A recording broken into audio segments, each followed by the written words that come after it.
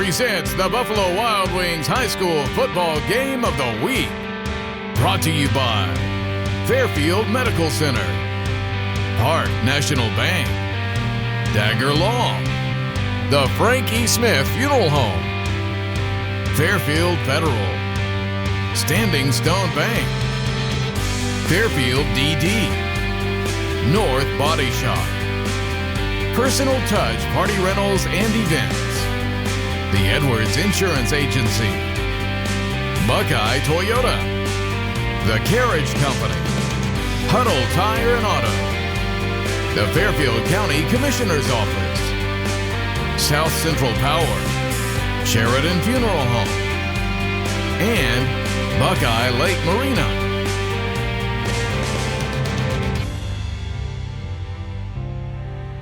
IVP Sports presents the Buffalo Wild Wings Game of the Week. Tonight, it is a pivotal matchup in the Mid-State League Buckeye Division as the Bloom-Carroll Bulldogs take on the Amanda-Clearcreek Aces. Hi again, everybody. I'm Josh Messerly, joined alongside by Marion Royster.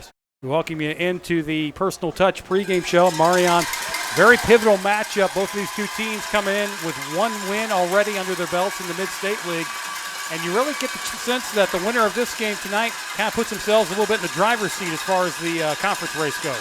Yeah, absolutely, Josh. As early matchups go in the season, this is about as important as it gets for both of these teams. Of course, Bloom-Carroll coming in undefeated and coming off a regular undefeated season last year. They want to continue that success, and Amanda-Clearcreek is going to have a lot of momentum tonight, playing at home in front of this lively crowd. So it should be a good one. Yeah, indeed. Packed house, as you would expect. Also some special uniforms tonight for the Aces. It's Aces versus Cancer night. We'll get into that a little bit later. So they're wearing a little bit different uniforms as the Aces are already out on the field. They, of course, we saw them last week get a big win at Liberty Union, 20-10. And, this is going to be a little bit interesting game because both of these teams really like to throw the football, which for Amanda is not something we're used to seeing. Yeah, but credit to Amanda and their coaching staff. They've done a tremendous job of, being versatile, and keeping an open mind as far as an offensive strategy and really, quite frankly, playing to their strengths and to the skill set of their players. So that's certainly been, a surprise. For a lot of teams that have faced them this season, made them a little tougher to prepare for, but it should make for a good matchup tonight. Bloom-Carroll, meanwhile, 4-0. They won easily at home, shutting out Circleville 46-0 last week.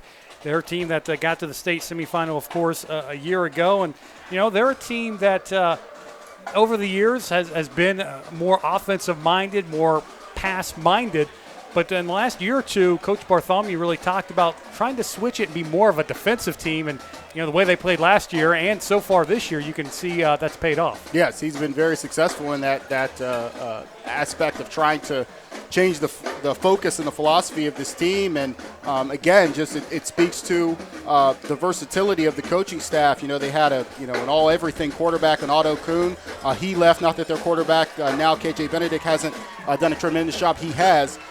But the defensive side of the ball has been really where their strength is. They have an incredible number of athletes on that side of the ball, particularly in the secondary. We'll talk a lot about their all-world defensive backs, Weiscarver and Totten tonight. But really at everywhere, the linebacker position up front on the defensive line, they just do a fantastic job. So it'll be fun to watch them tonight. Indeed it will. Tonight's pregame has been brought to you by Personal Touch Party Rentals and Events. Carol and Eric Whittington would like to invite you to stop by Personal Touch Party Rentals and Events in Lancaster. They're a small family-owned business that has been servicing the Central Ohio area since 2003. They would love to help plan your next event, weddings, special events, even corporate events, all with a personal touch. They can be reached at 740-689-6991.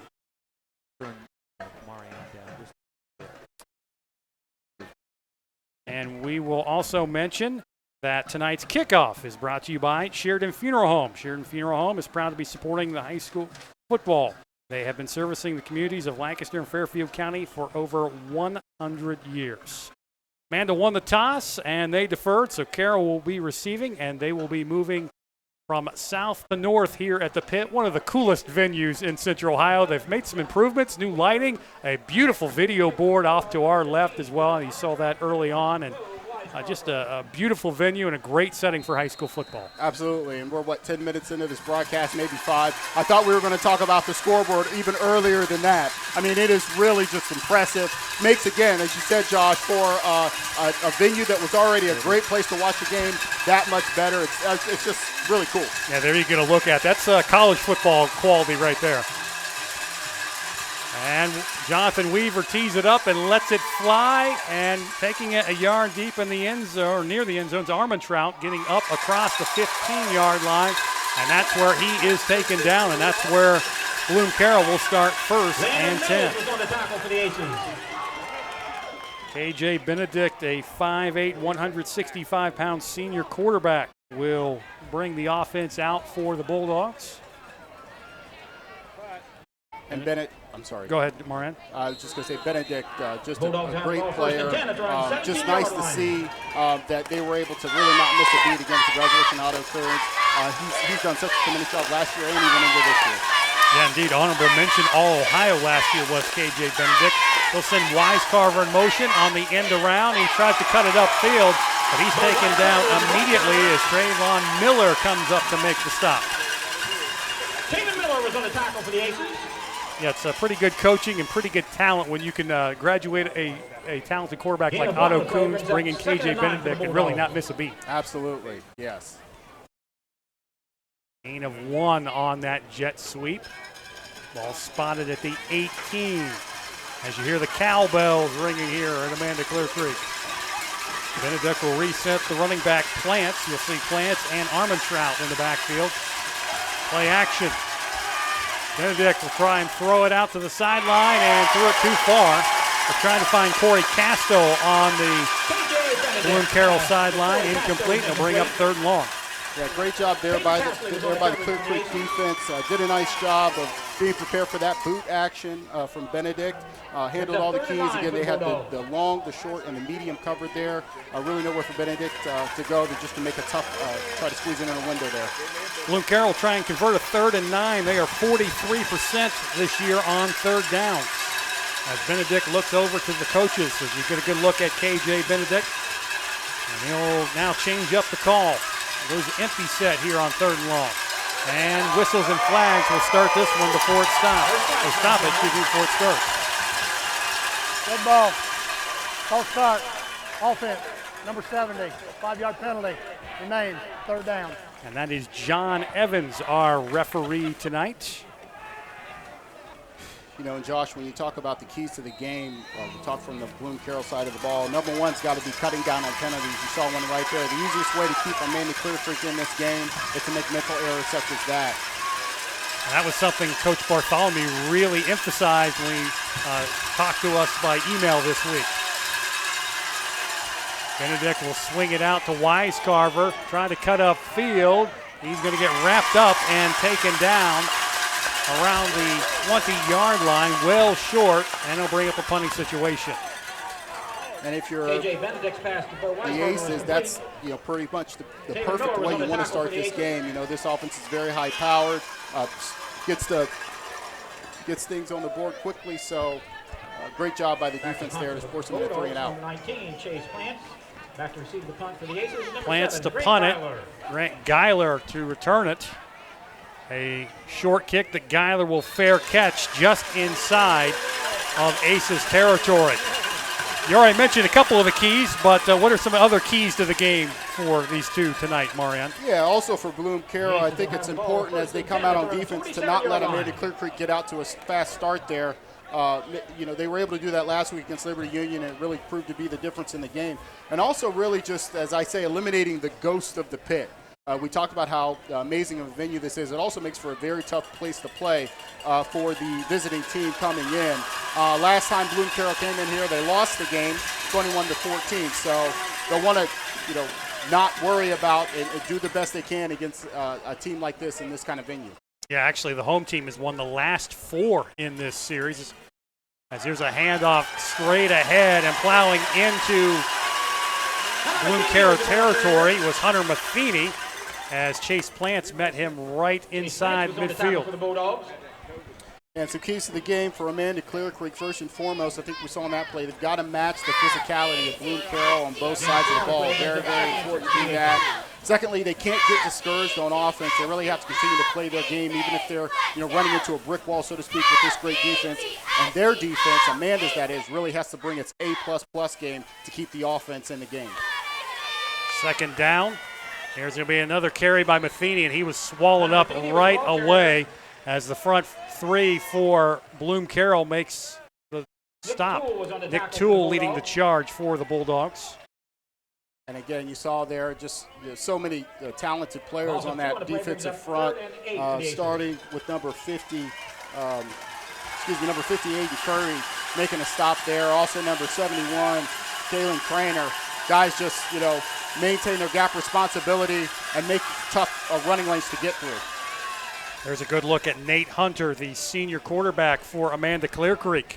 He'll go play action, moving left, being chased, and he will just throw that one away as it was Aiden Kirby almost getting the sack but forcing the hurry up, and both teams going 3 and out here on their opening possession. Yep, another great job by Kirby there, and an excellent job in the defensive backfield by the Bulldogs. Really, again, nowhere for Hunter to go with that ball. Just had to throw it away and not take the sack and punt to live to fight another day. Referee's trying to reset the play clock, and that's what the holdup is. So the defense is so far making an impact in this ball game. Both of them actually giving up 8.5 as we get another look at that last third down. And again, we look at the replay. Hunter just barely escaping a sack there. Tremendous pressure applied by Kirby.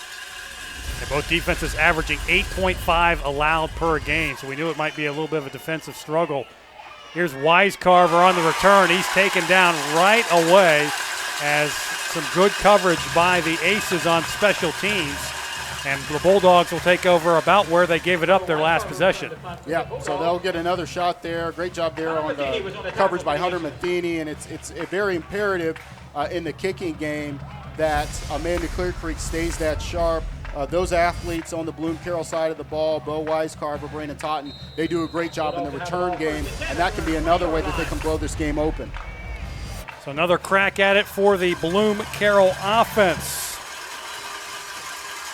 Team that likes to throw it a little bit more than they like to run it, averaging 188 through the air on the year. 1st and 10. And here's a handoff, and straight ahead goes Dylan Armentrout. Dylan Armentrout was the ball carrier. He'll get a couple yards on that carry. Armentrout comes into this game the Bloom-Carroll leading rusher with 44 carries, 293 yards, 3 touchdowns, also leading in rushing attempts or rushing touchdowns as well. Picks up 3 on that carry. Here's a bubble screen on the near side, and Nate Hunter's going to blow that one up as Brandon Totten caught it but had nowhere to go. Yep, and that's number 4, Nate Hunter. We talked about him last week doing such a tremendous job on the wide receivers for Liberty Union. This time just makes a tremendous play on the bubble screen. You'll see it here on the replay.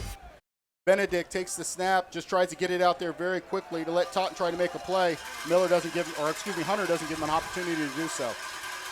They'll bring up 3rd and 10. Bulldogs failed to convert on their first 3rd down attempt this evening. Benedict drops back to pass, dumps it out in the screen to Armentrout, trying to get upfield, and he's got nowhere to go as the Aces defense collapses on him.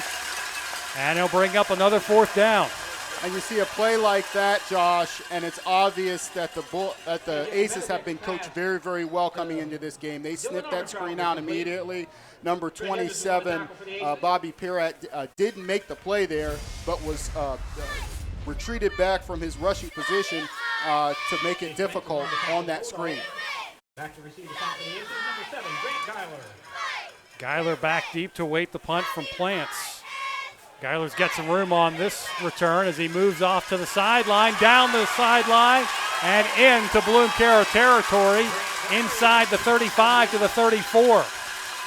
Geiler is does a great job in the return game as well, and that's a way, you flip the field with two defenses that are as tough as these two are. That's that hidden yardage that they talk about that can really make a difference in a game like this, as we see the replay here. Geiler catches the return here. Plenty of room there, so great job there by the Amanda-Clearcreek return team to get some blocking, allows Geiler to get the sideline, rip off about a 22, 25-yard return there. Great job. Almost like they set up a wall on that punt. Right.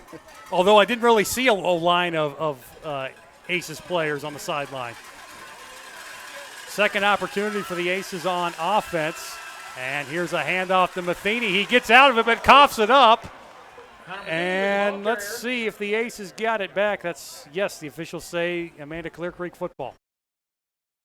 And Amanda-Clearcreek played such a clean game. We covered them last week. No turnovers, and was able to really capitalize on a lot of turnovers by the Lions. So this will be one thing that they really need to keep in tune, because with a defense, an opportunistic defense, if you will, like Bloom-Carroll's, they'll be looking to pounce on opportunities like that and maybe even take them to the house if they get the opportunity. Might have been Clay Dozer, the linebacker, who got the arm in there to punch that one out. Kind of hard to see with arms and legs going everywhere. 2nd and 12 from the 40. Man in motion. Hunter is going to hand it off to Matheny, and he's got nowhere to run. Right into the arms of Luke Farrell, the two-time all-first-team Ohio performer. He's got a couple of interest from Division III, an offer from Youngstown State, which will make our photographer Tom Russo down there in the sideline happy. And understand that he's a track hurdler. Oh, my goodness. So if you're a hurdler, you got to be able to move, and he is 6'3", 215, playing defensive line. Well, you talk about big guys that are so athletic when they do things like that, play basketball, run track, makes them that much harder to block. If it wasn't hard enough with a guy that big and strong to keep him at bay, but when he's quick as well, that makes it even tougher for the offensive lineman. 3rd down and long, bubble screen well over the head of Miller, incomplete, and now bring up 4th down. And it looked like Hunter, that one just got away from him a little bit, ball sailed on him. You'll have that. He knows that that ball's got to be put on a place where Miller can catch it and get upfield as quickly as possible. Jonathan Weaver will be out to punt it again for Amanda-Clearcreek. Bo Weiscarver back deep. Weaver averaging almost 38 yards per attempt. Defenses flexing their muscles so far in this one. With a low snap, but Weaver gets it off. A high kick. Weiscarver will let it go into the end zone, and that'll be a touchback. In fact, Weaver, one of the most improved players on this Aces team. Coach Steve Dalton talked about him putting in a lot of great work in the offseason and putting himself in a position to have success, and that's really where it starts. If you want to make an impact during the season, you got to put in that work during the offseason. Yes, you do, and so many players, Weiscarver being one, especially when you're coming off some injuries, trying to get healthy, having that work ethic and working yourself back into health and the athlete that you know that you can be just makes all the difference in the world. And there's a quick hit out to the left side. Andrew Marshall makes the catch, and he'll get a couple of yards there on 1st down. Probably the most positive 1st down play Bloom-Carroll's had tonight. Yep. And if I know Coach Bartholomew, this looks like he's setting something up to go deep here. And here's Weiscarver on the other side. And he runs over a man at the 30-yard line, and it looks like he'll have a 1st down. As making the stop was Tavon Miller, the free safety. Yeah, Weiscarver on a lot of other teams would probably be playing the tailback position when you look at his makeup. 6'1", 190, big kid, fast kid, strong kid. An offense that maybe wasn't as forward-thinking as this one or as pass-centric, he'd be lining up in the backfield. But, again, Coach Bartholomew does such a fantastic job of knowing how to get players involved, knowing how to get his athletes the ball in space. 2nd down. There's a chop block against Amanda-Clearcreek, against Bloom-Carroll, so that'll back it up. And there's also a injured Ace down on the field as well. Can't quite make out the number at the moment. it might be 63, Zach Julian. Julian, a junior defensive tackle. As there you see our official tonight, John Evans, and Marion, the rest of our officiating crew. Yes, the referee tonight, John Evans, umpire Chad Jenkins, line judge William Jordan, back judge Donald Hazelwood, center judge Eric Cox, and the linesman, my good buddy, Wayne Horsley, my former equipment manager at Ohio University. Great guy. I knew when we got the officials list back here, you were excited to see Wayne on the list, and I wasn't sure why, so that makes sense. Sorry, Josh, should have gave you some context That's okay. on that one. I understand. He hooked me up with many a wristband and receiving gloves in the day. So and probably some good cleats when you were playing in mud. Yep, exactly. There you see Zach Julian being helped off the field. We'll keep an eye on him as he walks over to the bench. Second down and long after the penalty. And on the near sideline, pass intended for Brandon Dodds, incomplete. Yeah, and I thought Benedict had a chance to take a shot at Totten there coming on the China route, running a flag route to the outside. He broke open just as Benedict was throwing that football. I think if he'd have held it just a half split second longer, he could have had a chunk play down the field.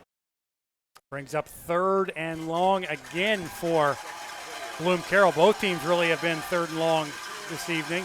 Here's a handoff to Plants, and he won't go very far as Cade Young comes up and makes the play. Cade Young did such a tremendous job again last week's game, had so many tackles in the backfield, tackle for losses. Actually came into this game as one of the leaders in tackles for losses with 7 pressures and 3 forced fumbles. So one of their stronger players on defense, Cade Young, making a big play there. Not to mention he had a pretty big week on the offensive side last week as well. Yes, he did, 126 yards receiving. Plants gets it off, and Geiler has nowhere to run. Nice play on special teams made by Broden Bishop. And the Aces will take over near midfield. They've definitely had the advantage as far as field position goes, but unable to really do anything with it. Yeah, and credit their defense again because they haven't allowed Bloom-Carroll not even a first down, I don't think, yet. So that's been really, really impressive. And again, as we talked in the keys of the game, really important that they just continue to play their game, not get discouraged against this stout Bloom-Carroll defense, making sure that they maintain what they're doing, have patience, see if they can break a play here at some point. There's a good look at Nate Hunter calling the signals out of the pistol. He will hand it off to Matheny, who spins off a 1 tackle, but will not get past a second. Matheny was the ball carrier. Nick Toole on the stop for Bloom-Carroll, a 5'11", 180-pound senior outside linebacker. Don't see number 65 too often on a linebacker. No, but that just speaks to the athleticism of this team. Have number 65, Nick Toole, who plays offensive line, but has the athleticism to play linebacker on the other side of the football. Sharp will go in motion to the left. Now coming back is Miller the other way. Here's a handoff, Matheny, left side, and Farrell's all over it. Wraps him up just a yard past the line of scrimmage. And they'll bring up about 3rd and 7 as clock ticks down quickly inside of 3 minutes to play. And we'll see here on the replay, Josh, Farrell's in the backfield almost at the time of the snap. I mean, he's just – I can't say enough. He's just doing such a tremendous job, just really dominating at the line of scrimmage this entire defensive line, but particularly Farrell there. Is that just a matter of him timing up the snap count, or is that him just getting quick off the ball, or maybe a little both? I think it's a little bit of both. He's a senior, so he's done this quite a bit, and again, he's got the strength and the athleticism to do so. 3rd and 7, catch is made by Sharp, but he goes down immediately as they're making the play right away for Bloom-Carroll was Corey Casto, the cornerback. Yep, and the corners on the Bloom-Carroll Bulldogs, if there is such an underrated group on this team, it's probably them. The front 7 gets all the credit in the world as they should, and then you talk about Weiscover and Totten being all-state performers. But the corners really are the key to what they do. I mean, to be able to lock things down on the corners and support in the run game from the outside, just imperative for a defense this strong. Weaver will punt it away again to Wisecarver. There's a low snap. Weaver gathers it and gets it off. Wisecarver will call for the fair catch, and he does so at the 15-yard line. I want to remind you that tonight's keys to the game were brought to you by North Body Shop, providing quality customer service, parts, and reliability since 1979. Owner Mark North will provide you with a free written warranty on each estimate. That's Mark North of North Body Shop. He'll treat you right. Also, tonight's first half scoreboard sponsor is Buckeye Toyota. Buckeye Toyota would like to wish all the local athletes best of luck this season.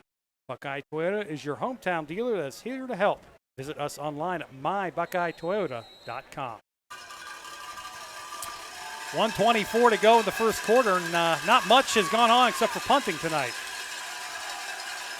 And it is going to be Benedict on the keeper. And that quick pitch, almost a dangerous play out there on the edge, a very late option pitch to Wisecarver, who goes down just shy of the first down marker. And quite a nifty play there. Benedict was the ball carrier.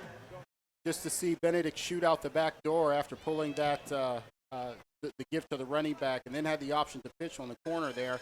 Pitch didn't work out as they liked, but still a nice gainer, one that they haven't had thus far. Benedict will fire off to his right and throw it too high for Marshall, incomplete. Kind of looked like Bloom-Carroll was trying to go a little more up-tempo. Yes, going up-tempo, trying to catch the Aces off balance, but I think what's going to have to happen at some point, they've got to take a shot down the field and back up these corners and defensive backs for the Aces. They're really sitting on everything. They're taking everything as a three-step drop and not being challenged at all on the outside. And until they're able to do that, I don't think these receivers are going to be able to get the separation that they need to for this pass game to be effective. 3rd and 2. Benedict going to send a man in motion. It's Wisecarver. Now they go back the other way with Armentrout, and he's going to have the first down. Great play call there by Coach Bartholomew. A little misdirection there. Had the defense really confused, and a key way to get that first down for the Bloom-Carroll Bulldogs. Here we'll see on the replay there. Nice job there. Just takes the ball in there to Armstead. Nice job. That's got to get the linebackers looking one way, and then you go back the other way with the running play. Right. First down, Bulldogs to the 32. And here's a handoff again to Armentrout, and he will be wrestled down across the 35-yard line. I believe that might have been Brady Sharp in there that slung him down. And here they're going tempo again. Gain of 3, and that's going to bring us to the end of the first quarter. A scoreless first quarter here at the pitch. And we mentioned earlier it is Aces versus Cancer Night, which is kind of the culmination of a week-long event in the community, recognizing cancer fighters and survivors. They recognized some folks before the game. They've been selling T-shirts. I guess over 600 T-shirts have been sold to raise money for the Urban and Shelley Meyer Cancer Research Fund at the James. Also, Nationwide Children's Hospital Research and the Fairfield Medical Center Foundation Cancer Fund. Over $91,000 has been raised in the 7 years they have done the Aces Against Cancer event, and they're hoping to go over $100,000 tonight. Just a great event that they do here at Amanda-Clearcreek. Is there you see the crowd, and some of the purple shirts there are the Aces versus Cancer shirts that folks have been walking around with tonight.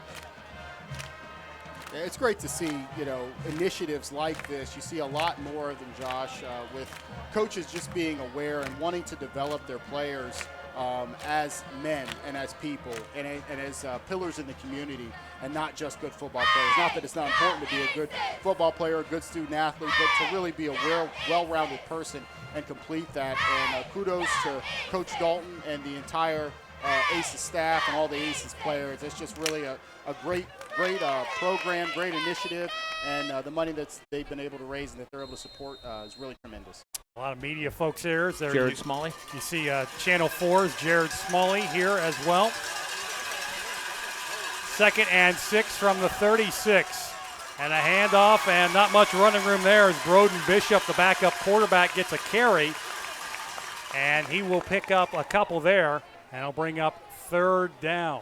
Nice job by Cade Young there, just coming in there. Again, nice physical tackle, and those are the plays that, again, obviously it's very important to try to get a stop here, force a 3rd and long, but just that physicality, letting the Bulldogs know that they're going to be here, they're not going anywhere, and they're going to have a long day today. Another handoff, this time to Plants. He's got some running room, breaks it out down the sidelines and into Amanda territory as they cross midfield for the first time tonight, and it'll be a 1st down.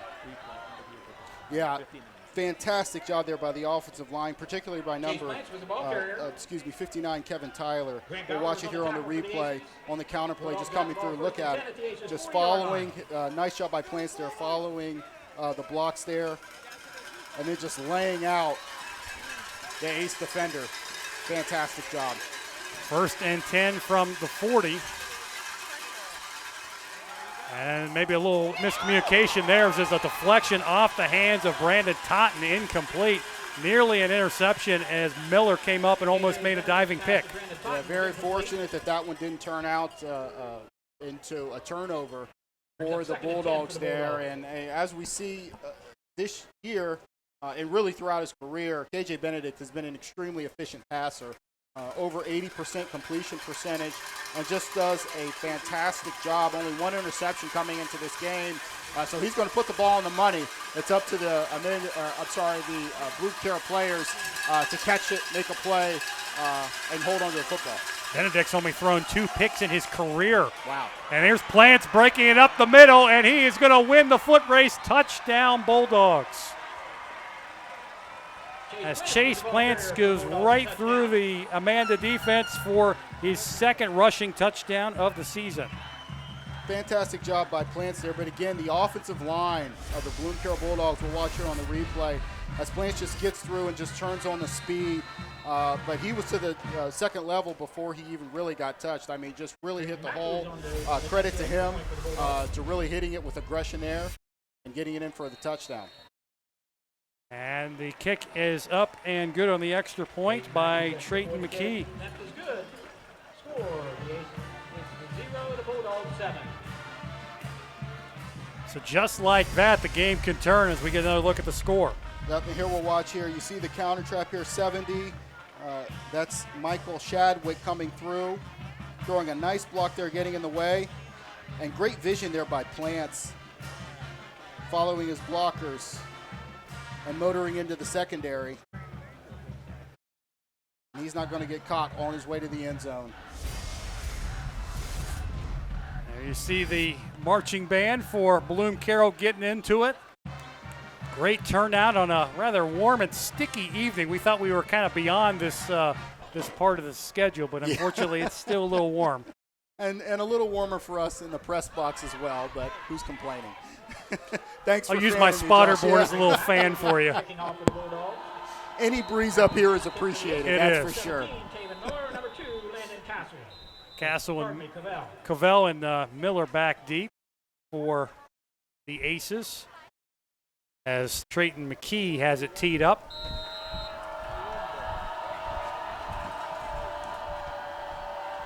I also wonder if cramping may become an issue later in this ball game. Very well might. Miller will take it at the 5, trying to get to the sidelines, and he's forced out of bounds just across the 20-yard line. And he was forced out there by Carter Beppler. Yeah, interesting strategy here by Bloom-Carroll as we see the kicking game. McKee handles the kickoffs and the long, I guess, field goal attempts, if you will, but Tyler Rapp handles the extra points and such. But nevertheless, a nice kick, a nice coverage there by Bloom-Carroll as we watch the replay. talked about Aces versus Cans tonight. We were a little bit different Aces uniforms tonight. Kind of ignore what's on the back. I was told that the numbers are right. The names may not be on the back, or maybe they're nicknames. I'm not sure which. Here's Hunter trying to keep it, and he will go nowhere. Runs right into the front wall for Bloom-Carroll. Cale Craner in there. Also Luke Farrell, I believe, got a piece, and maybe even Cooper Stortz. Was on the tackle for the Bulldogs. Yeah, and Craner comes in with 5 tackles for losses into this game. Luke Farrell, an amazing 12 tackles for losses and 3 sacks. No surprise because, again, he has been all over the field so far tonight, and really just the defensive line as a whole for the Bulldogs just really, really doing a job so far. Now whistles and flags will stop this before it starts. We will hear again from John Evans.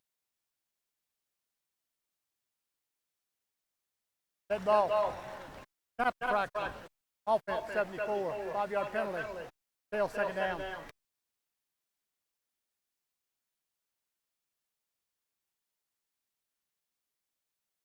10:02 left to go until halftime.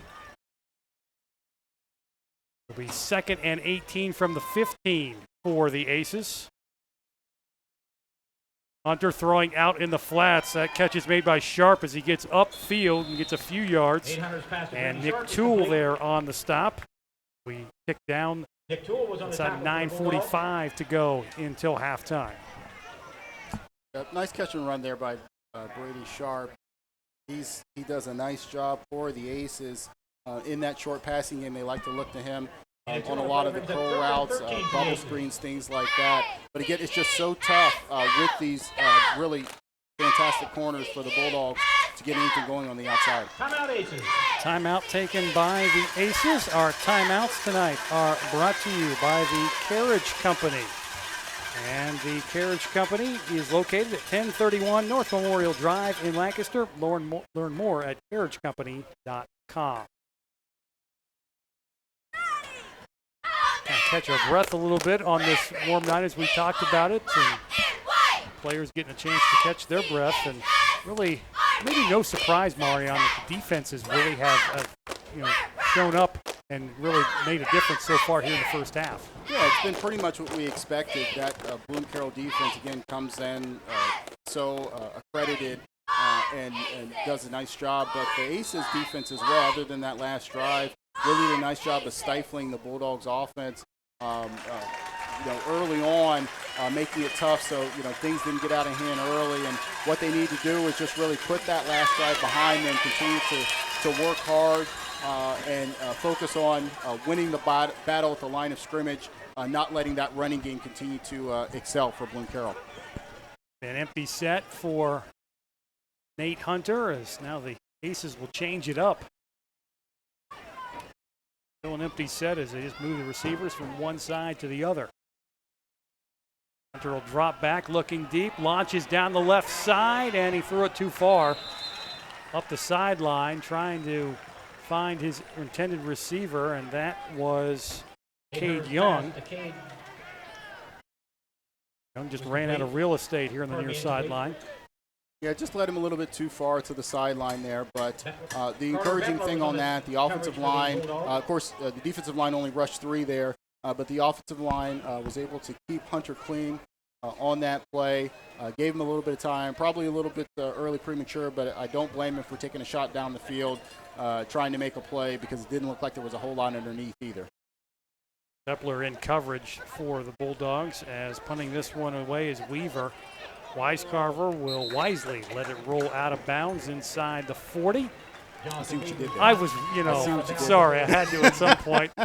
He's had 3 punt returns tonight, so at some point, I think last week I said Sharp ran a sharp route. Hey, we're sometimes they're just right over the middle of the plate and you got to knock it out of the park. Oh, goodness. So 1st and 10 for the Bulldogs after scoring on their last drive, a rushing touchdown by Chase Plants.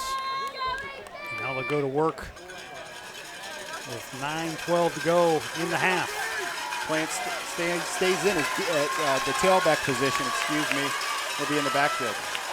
Bubble screen to Wisecarver. He's trying to cut up field, gets undercut at the 41-yard line by Nate Hunter, and a flag thrown. We'll get the call here in a moment. I think they might have got Branyon Dobbs on a legal block, but we'll see. I believe you're correct. Maybe a couple flags out there. David Miller was in the tackle for the Aces. There's a flag on the play. They're trying to figure out where that happened. Offense, number 28, 10-yard penalty. Repeat first down. Both teams have committed some costly penalties tonight, and we talked about it. Coach Bartholomew really felt like his team needed to clean those up, as we'll get another look at that. Yeah, we'll watch the replay here, and you can't really see Branyon Dobbs, number 28, but it looked like, I initially thought he might have hit the defender in the back there, but it turns out he was just a hold, which is tough to do on those bubble screens. I know they're asking for the receivers to hold block for quite a while, so those things can happen on those type of plays. There's a handoff up the middle and no running room at all as the Aces swallow that one up. As in there on the stop, number 79, that was Caleb Steinmetz. His Plants had nowhere to go. Steinmetz, we talked about him a lot last week as well. Had an incredible second half. Put so much pressure in the backfield of the Liberty Union Lions. Again, the entire second half just made it extremely tough. He's a tough person to block. Again, just a lot of athleticism and does a nice job of timing the snaps, as we talked about. 2nd and 21, Benedict looking right side, and catch is made, I believe, on the sideline. A nice catch by Branyon Dodds. A little tap on the sidelines. Yeah, but if they watch the film on Monday, they're going to see that they had Wisecarver running wide open down the numbers. And again, Benedict, I think he's going down his read progressions. He's looking at his immediate receiver. If that receiver comes open, he's delivering the football. But I think the Aces are, again, sitting on a lot of these short routes, and they might have an opportunity to go deep. 3rd and 12, Benedict moving to his left, hits Wisecarver underneath, and he's going to be taken down at the 40, well short of the first down marker. Had to get out to the 47 almost to get a first down, and they'll bring up another 4th down. And the Aces, that's what they wanted to do, okay? When they had the last drive that resulted in a touchdown, I'm sure that the coaches sat them down, said, hey, let that one go. Get out there for the next drive. Make sure that we play fundamentally sound football. Everybody controls their gaps, assignment sound, and that's what they were able to do on that drive and force a punt here for the Bulldogs. Chase Plants has been one of the busiest guys out there tonight. He's got the lone touchdown, and he's punted quite a bit. And a timeout taken by Bloom-Carroll with 7:31 to go in the half. Talked about this being a back-and-forth series. The last 4 have gone to the home team. Overall, Amanda leads 33-22-1, but it's been a while since Bloom-Carroll has won here at the Pit. You got to go back to all the way to October 9th, 2015. Wow. The last time they've won at the Pit. The last road team to win was Amanda winning at Carl Fell Stadium in 2016. Wow. Yeah, that's where saying on the pregame, or excuse me, with the case of the game, sometimes it's just an atmosphere and being in a stadium that sometimes when a play goes bad or something doesn't go your way, and it's easy to think, oh, here we go again. It's such a tough place to play. It can get kind of loud, and with the excitement of the fans back in the stands. So that's going to be a 12th defender, if you will, that the Bulldogs are going to have to overcome throughout this night. Geiler stands ready for the punt from Plants. A little pressure applied by the Aces. Geiler waves for a fair catch at the 27-yard line, and the Aces will take over 1st and 10, trying to get something going offensively. They've had a couple of good drives to start, but kind of sputtered and stopped once they got into Bloom-Carroll territory. Yes, they have, and again, it's just really just a lack of able to get into a rhythm for the Aces of what I've seen. Last week, they were able to start really fast, and Hunter was just hitting a lot of high percentage balls earlier on, and Bloom-Carroll just hasn't allowed him to do that so far. 1st and 10. Here's a handoff straight ahead. And Matheny's not going to find much running room. That's a tough place to go find some running room. Donnie Bear in the house tonight. You know Donnie's going to be here in a big game like this. He's at all the games, but you know he's not going to miss one of these. That's right. Amanda and Bloom-Carroll always brings out everyone in the community. You know, never fails to disappoint. Tough game played by both, so not at all surprised to see him out tonight. Pickup of 2 on that carry. Hunter checked over the defense. Yard line as Nick Toole came up and met him. Fans on the near side wanted a penalty. And the Bulldogs just continue to bring that physicality. It doesn't matter, you know, if they're coming from the linebacker position, the defensive line, and the secondary. It seems like every player for their team is just coming like almost like a heat-seeking missile, ready to put a hat on a hat, as they say. And it's just something that the Aces are going to have to continue to work through for the remainder of the evening. Brings up 3rd down, and Hunter's going to keep it and go ahead to the 35-yard line, but will be a few yards short. Nate Hunter was a ball carrier. And the Aces are going to be forced to punt again as Coach Dalton sends out the punt team. Tried a little fake toss, misdirection on that play, but nothing doing. These Bulldog defenders are just maintaining, again, their sound principles, staying in the gaps, not allowing any kind of creases, making it so there's very little running room, particularly on a quick hitter like that. Mariano, are you surprised that they haven't thrown the ball? Because they had success throwing the ball last week against Liberty Union. They did. I'm even more surprised that they haven't taken some shots deep. Well, they took one on the last drive that we saw, weren't successful at it, but it's easy to say from up here in the booth, right. But down there on the field, those athletes in the secondary for Bloom-Carroll, it's hard to get separation and hard to get open. So maybe you'll see some play action here, hope to maybe capitalize on their aggressiveness, catch them on a double move or something like that. But that also requires timing, making sure that the offensive line maintains their blocks and doesn't get the quarterback sacked. So a lot of moving parts there, as they say, to try to have some success against this Bloom-Carroll defense. It's just not easy. Jonathan Weaver's punt had some good roll, so the Bulldogs will start inside the 20-yard line here with 5:16 to go, and they've got 2 timeouts, as do the Aces. It's going to be a read option. Now a toss out to Wisecover's got some running room, hurdles a man as he was upended by Tavon Miller at the 26-yard line.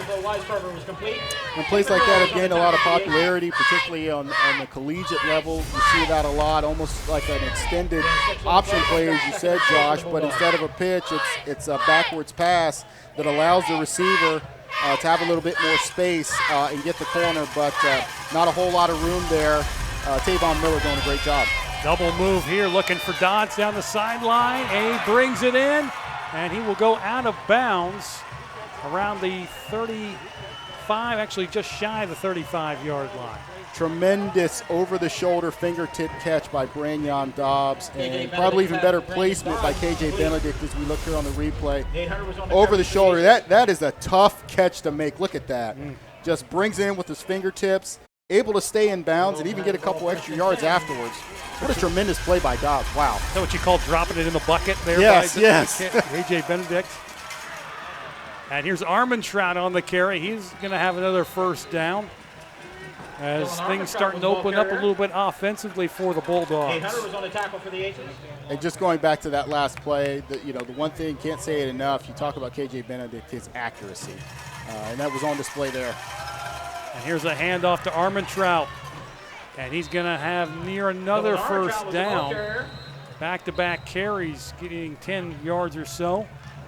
And now a timeout is taken by Amanda-Clearcreek. So they've got 1 remaining with 4:18 to go. And very pivotal sequence here coming up for the Aces defense. The offense has kind of been struggling a little bit to move the ball. And, boy, the way things have gone, 14 points seems kind of big right now. Yeah, and I think Coach Dalton knows that. I think that's why he chose to call a timeout there. I think it was a well-placed timeout. knowing, again, as you said, Josh, how important points are in this game, knowing if they go up 2 scores, 2 touchdowns, that could be very, very difficult to overcome with this Bloom-Carroll defense.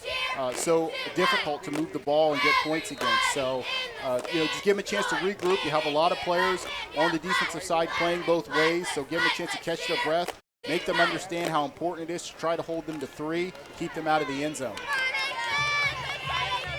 So the 2nd and 2 from the 15 when play resumes is Dylan Armentrout in the backfield behind KJ Benedict. Working out of the pistol. And here's going to be an end around. Wisecarver trying to get the corner. Aces stretch it out. Young misses the tackle. But there to clean it up is Bobby Purat. But Wisecarver will find his way to pick up the first down. I think that was a really good play call by Coach Bartholomew, but an even better defensive play by number 24, Cade Young. He did not bite on any fakes, stayed home at his defensive end position, stretched that play out. It would have been very easy for Wisecarver to get the corner and score 6 on that play, and he kept him from doing that. 1st and 10 from the 11. And whistles and flags will stop this one. There's a flag on the play. Dead ball. Offense, number 7. Got penalty. First down. Well, a pre-stat penalty could be a little costly for the Bulldogs. Think about Bo Wisecarver. Coach Bartholomew said he's finally healthy, and he expects him to have a big game tonight, being 100%. And that makes a big difference when you're fighting some aches and pains along the way. Dylan Armentrout was the ball carrier. Armentrout gets a short gain on that carry.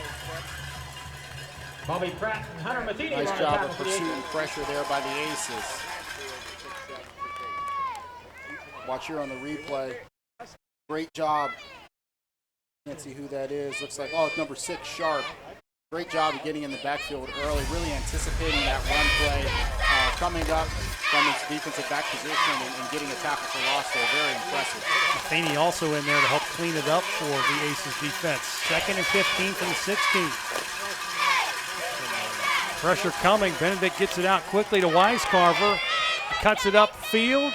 Gets by one man, but not a couple of Aces to make the stop. As in there is Trent Hedges to make the tackle. Trent Hedges was that on the tackle. Trickeration from the Bulldogs, I think that was an intended pass play by Wisecarver. It looked like he wanted to pull it down and throw it. I was just about to say that it looked like he paused for a moment and he wanted to throw it. Yeah, he definitely had receivers in the end zone, but credit to the Aces. They did not bite on that at all and left everyone covered.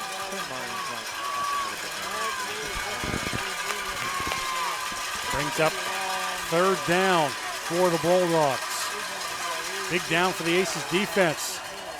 Catch is made by Dodds, diving for the pylon, and he's out of bounds right near the first down markers where the officials got him spotted. They could get a first down near the 1. It's going to depend on the spot. Get a closer look at this one.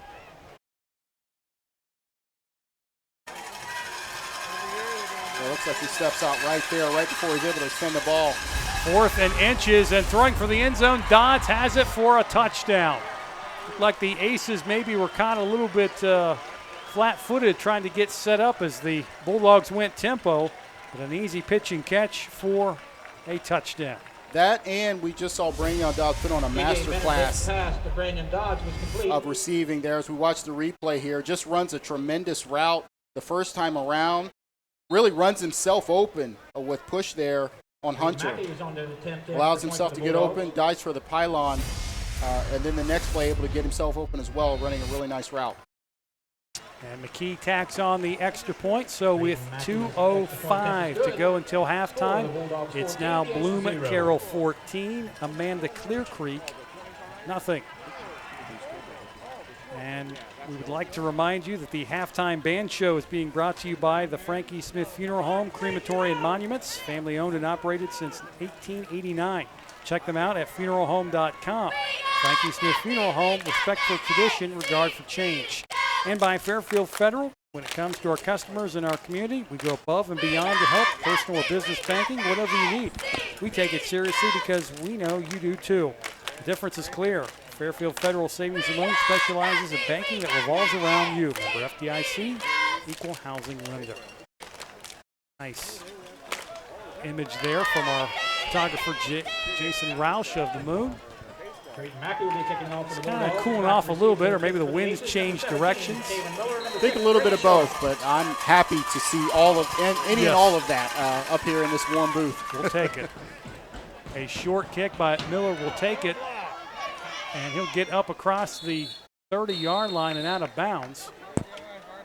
Decent starting field position for Amanda-Clearcreek, who you feel probably just needs a good drive here to feel they'll have something positive to go into the locker room. I was going to say exactly that, Josh. Even if you don't score on this drive, just to get a couple first downs and get some momentum going, get some confidence into your offense is really, really crucial for Amanda right now.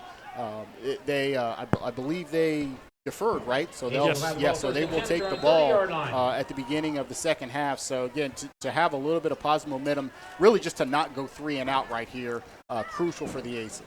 Not to mention you might be able to get a double-double here where you get a score on both ends of the half. Absolutely.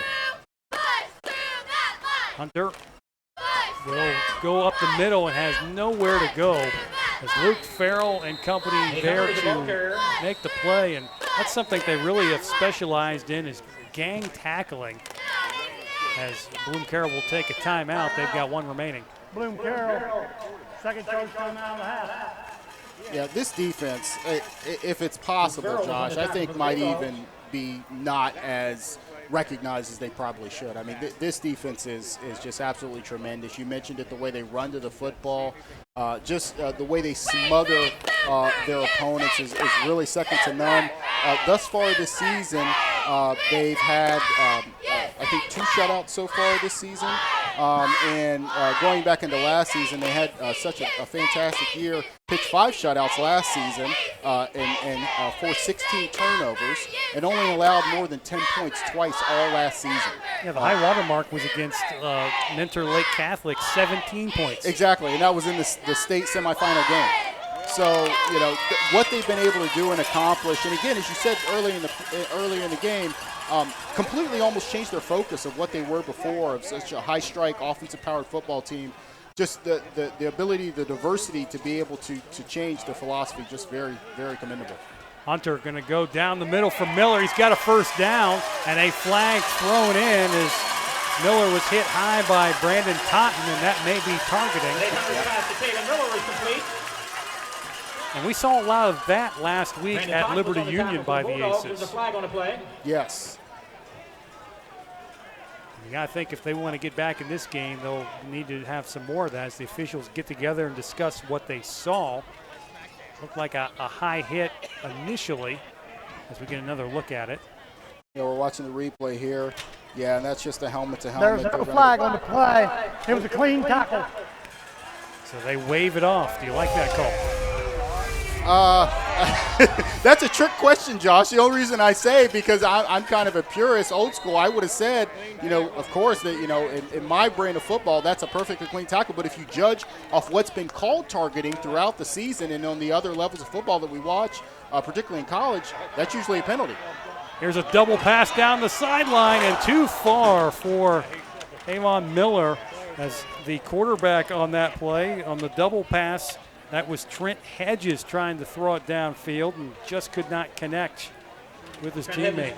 Yep, that was the right call and the right time for it. Opportunity to take a shot down the field, but you're asking one of your receivers who may be able to throw the ball and may have a good arm to drop it in there with a little bit of touch when he hasn't been warming up or has any kind of rhythm, so that is a little tough there, I understand. Yeah, back to your point, though, about the penalty, no penalty call. I've seen a lot less call it a penalty, that's for sure. To your point. Right.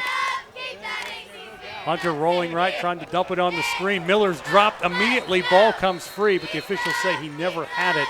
Was there to blow that one up was Andrew Marshall, the 6'3", 220-pound junior linebacker. And you had Andrew Curry in the backfield again applying pressure, forcing Hunter to get rid of that a little early. it just seems like they're everywhere, Josh. You know, Yeah. that's the type of defense that they are. There's always 2-3 guys around the ball. You know, the quarterback gets rid of it after him being pressured, and it seems like as soon as the receiver catches it, gets his hands on it, there's another 2 or 3 defenders there ready to lay a lick on him. So it just makes it incredibly tough for an offense.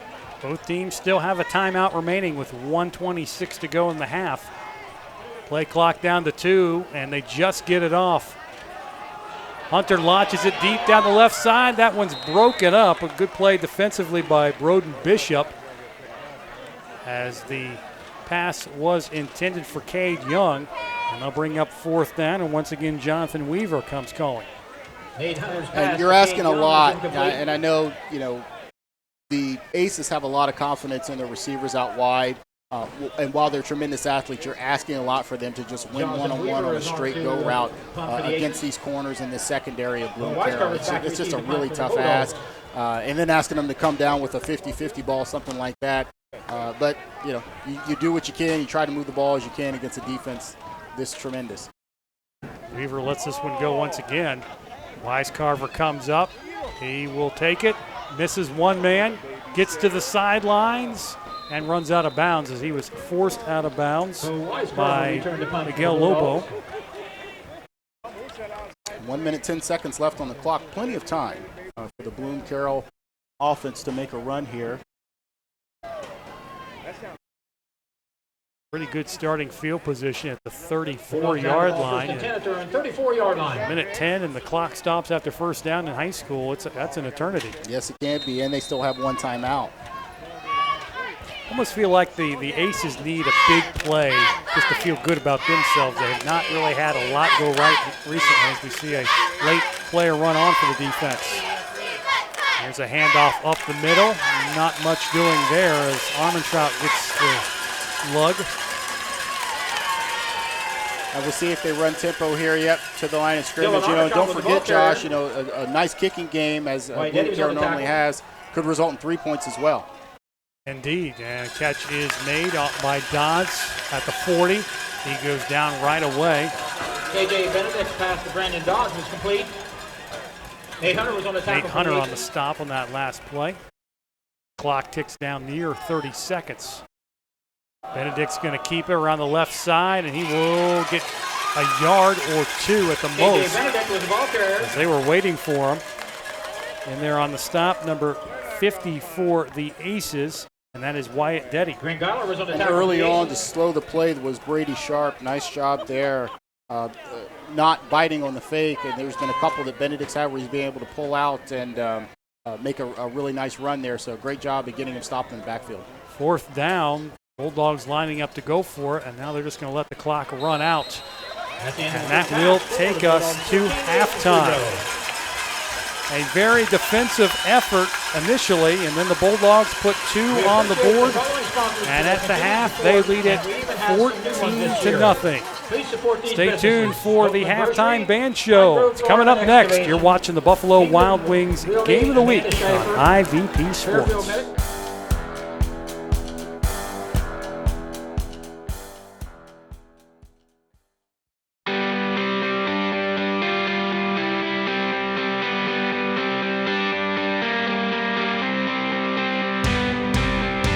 IVP Sports presents the Buffalo Wild Wings High School Football Game of the Week.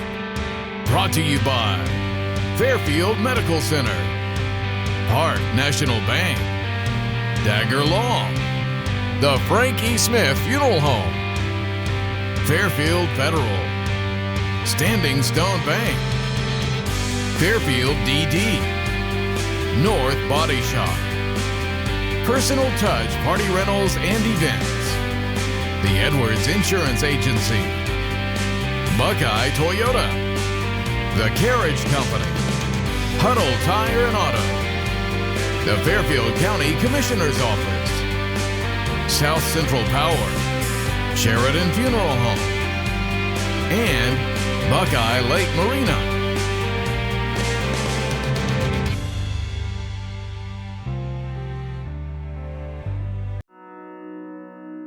The Frankie Smith Funeral Home and Crematory in Lancaster and the Johnson Smith Funeral Home in Baltimore have a long and wonderful history of serving our community. feel free to give us a call at 740-653-0652. Stop in and see us at either of our two locations, 405 North Columbus Street in Lancaster and 207 South Main Street in Baltimore. Respect for tradition, regard for change. Fairfield Medical Center took care of me like I was family. I was made to feel like I was the only person that they were going to see that day, even though I knew that wasn't the case. Everyone at Fairfield Medical Center was very attentive. They just put my mind at ease. I was there for 12 days, and I felt comfortable there. We were people to them, not a number. They took the time to get to know us, our personalities. Well, they saved my life. You know, how do you beat that? I don't know how I could have gotten through it without them. Experience Fairfield Medical Center.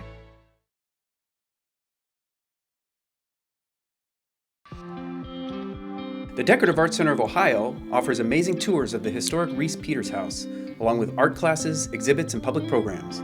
Hi, this is Jason Crable with the Decorative Arts Center of Ohio. This month, we are very grateful to be chosen as a recipient of Buckeye Toyota's Buckeye Cares program. That means Buckeye Toyota will make a generous donation with every vehicle they sell this month. Thank you, Buckeye Toyota, for helping our community. Thank you for calling Buckeye Toyota. How may I help you? Come experience the Huddle Tire difference. Locally owned and operated since 1910, we're your independent tire and auto repair shop. We carry all major brands of tires, including Goodyear, Cooper, BF Goodrich, and many more. But we're more than just tires. From safety inspections to alignments, brakes, shocks, and struts, even preventive maintenance, we can handle it all. Enjoy the ride at Huddle Tire Company, 300 South Columbus Street, or we can be reached at our website at huddletire.com. Lender, craftsman, dog dad. We're more than our job titles, and you're more than an account number. The personal attention we provide comes from a promise to serve you with respect and compassion. By being responsive to your questions and taking time to understand your needs and goals, we give you more than just a place to bank. That's the more you can expect from Park National Bank. Find John or a banker near you at parknationalbank.com. Park National Bank, where you mean more. Good evening, ladies and gentlemen.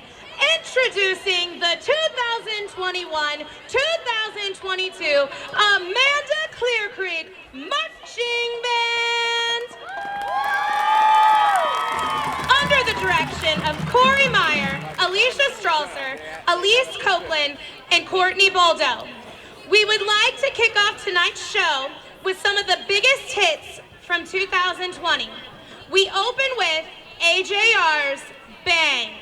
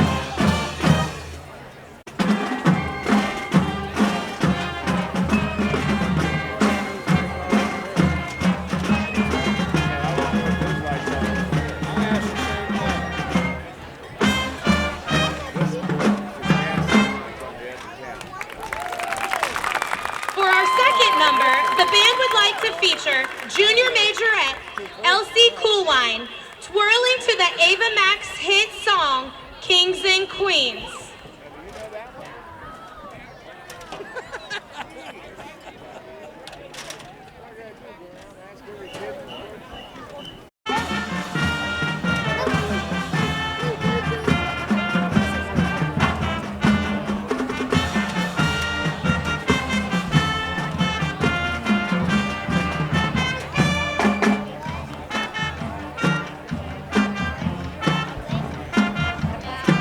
Thank you.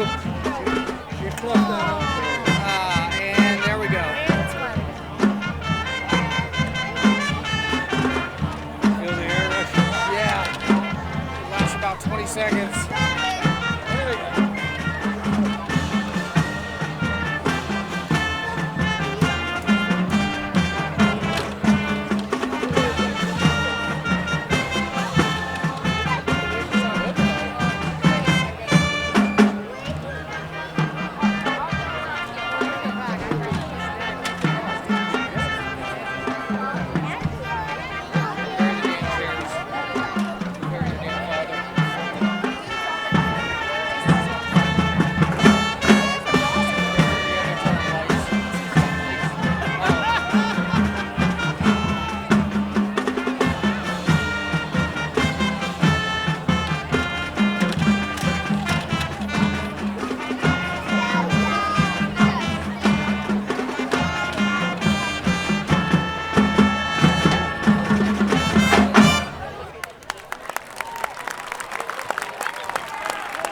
The Marching Aces would like to thank you for your continued support as they close out their show with Dua Lipa's Levitating.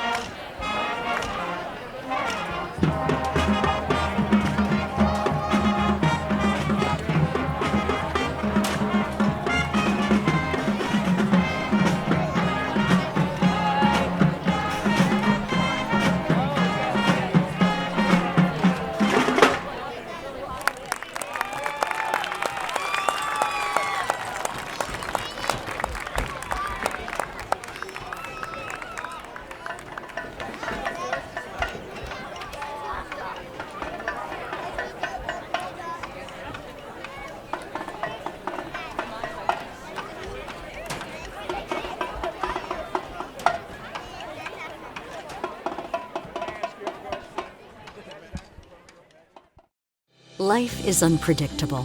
That's why estate planning is important. Estate planning provides you comfort and peace of mind knowing that you're taking care of your loved ones and ensuring your legacy lives on just as you envisioned. You lived a life that is beautifully and uniquely yours. You deserve an estate planning attorney who understands that and creates a plan as unique as you and in the best interest of your loved ones.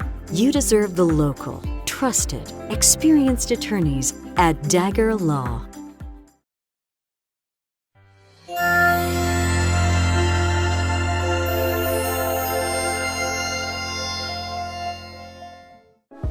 My name is Ernest Elton Keaton Ernie, 11th month, 15th day of 1947. I have a very interesting life. I worked for 51 years. It just come to me, what I wanted to do. Come a long way with all the pictures I've taken. I enjoy doing it to make people not sad, but happy. You know, and I have. I'm trying to do the best I can, be kind to people and everything. So I try my very best to do what's right and not wrong. It'd be a boring world if everybody did be everything. Same thing, same lights, you know.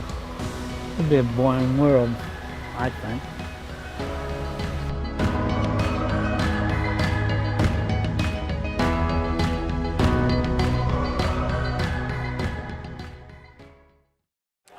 Welcome back to the pit, 14-7. Bloom-Carroll leads Amanda-Clearcreek. Josh Messerly alongside Marion Royster. And boy, a very one-sided first half as we had a chance to look at the halftime stats.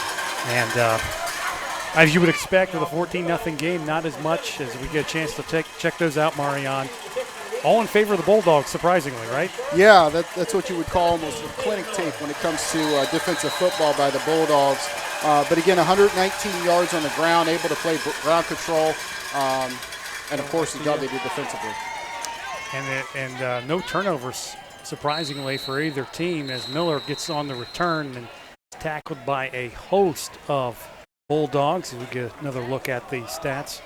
Yeah, and as impressive as that is, again, as for the Bloom-Carroll side, I'm sure if you talk to Coach Bartholomew at the half, the first thing he would have talked about would have been those 4 penalties. Because he knows how important it is for his team to play clean football as they advance through this season, eliminate some of those mistakes, especially the unforced errors that can keep a team that may not be as talented as them in the ballgame. We get a look at Nate Hunter, the senior quarterback for Amanda-Clearcreek, as he sends Miller in motion on first down.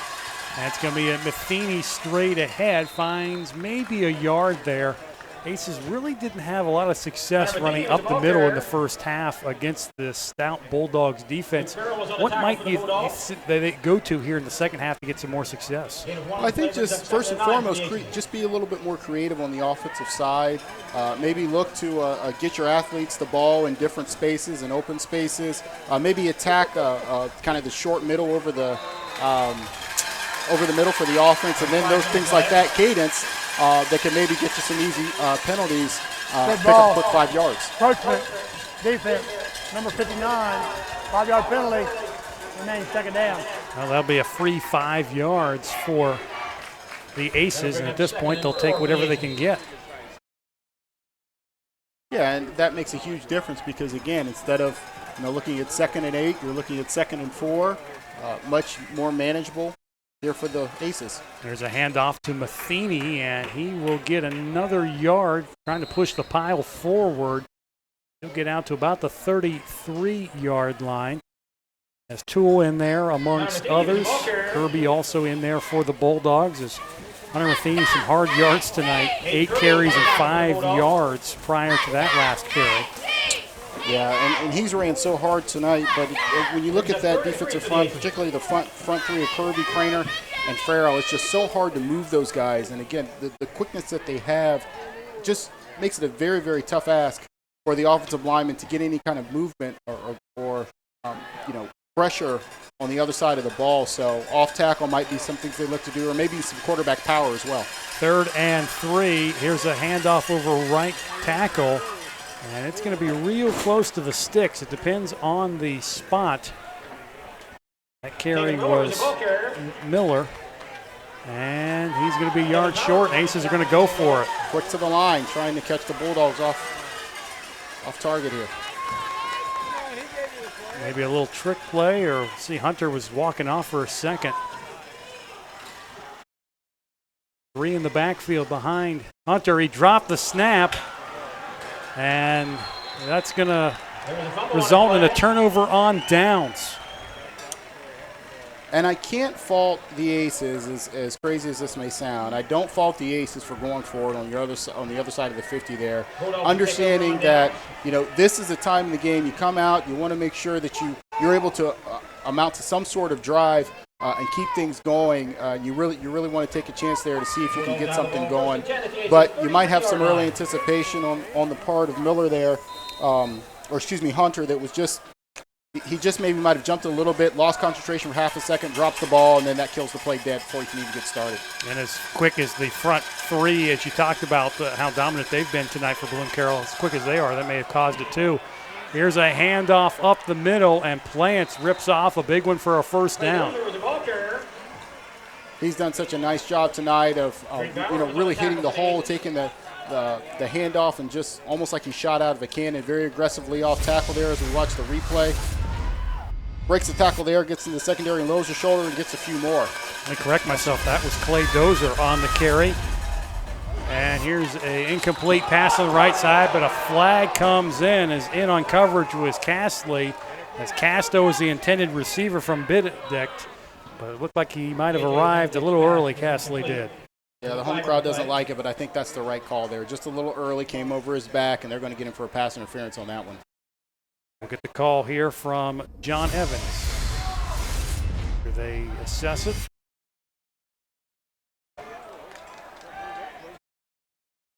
Pass interference. 34, defense, half the distance to go, remains first down. Just watched the replay there, Josh, and it looked like it might have been a little closer, but of course, everything looks a little questionable when you slow it down that much, when it's a bang-bang play like that. I totally see what the officials were looking at. Whistles and flags will stop this one. Good ball. False start. Offense. Everyone but the center. 5-yard penalty. Still first down. Everybody but the center. You don't hear that one called too much. Somebody must have forgot the snap count. Exactly. And again, those are the mistakes that Coach Bartholomew is going to want to clean up. False start penalties when you get in the red zone.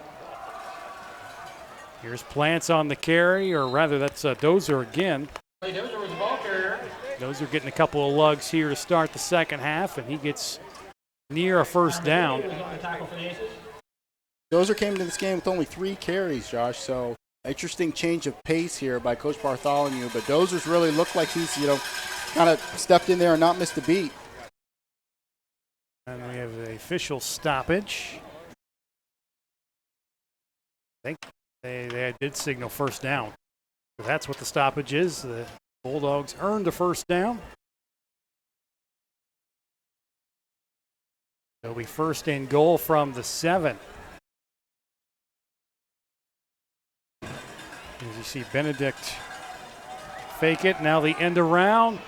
It's Wisecarver not having much room as he tries to squirm through, but the Aces were all over that. They've tried that play a couple times tonight, but the defense has been up to the challenge. Geiler and Hunter, among others, in on the stop.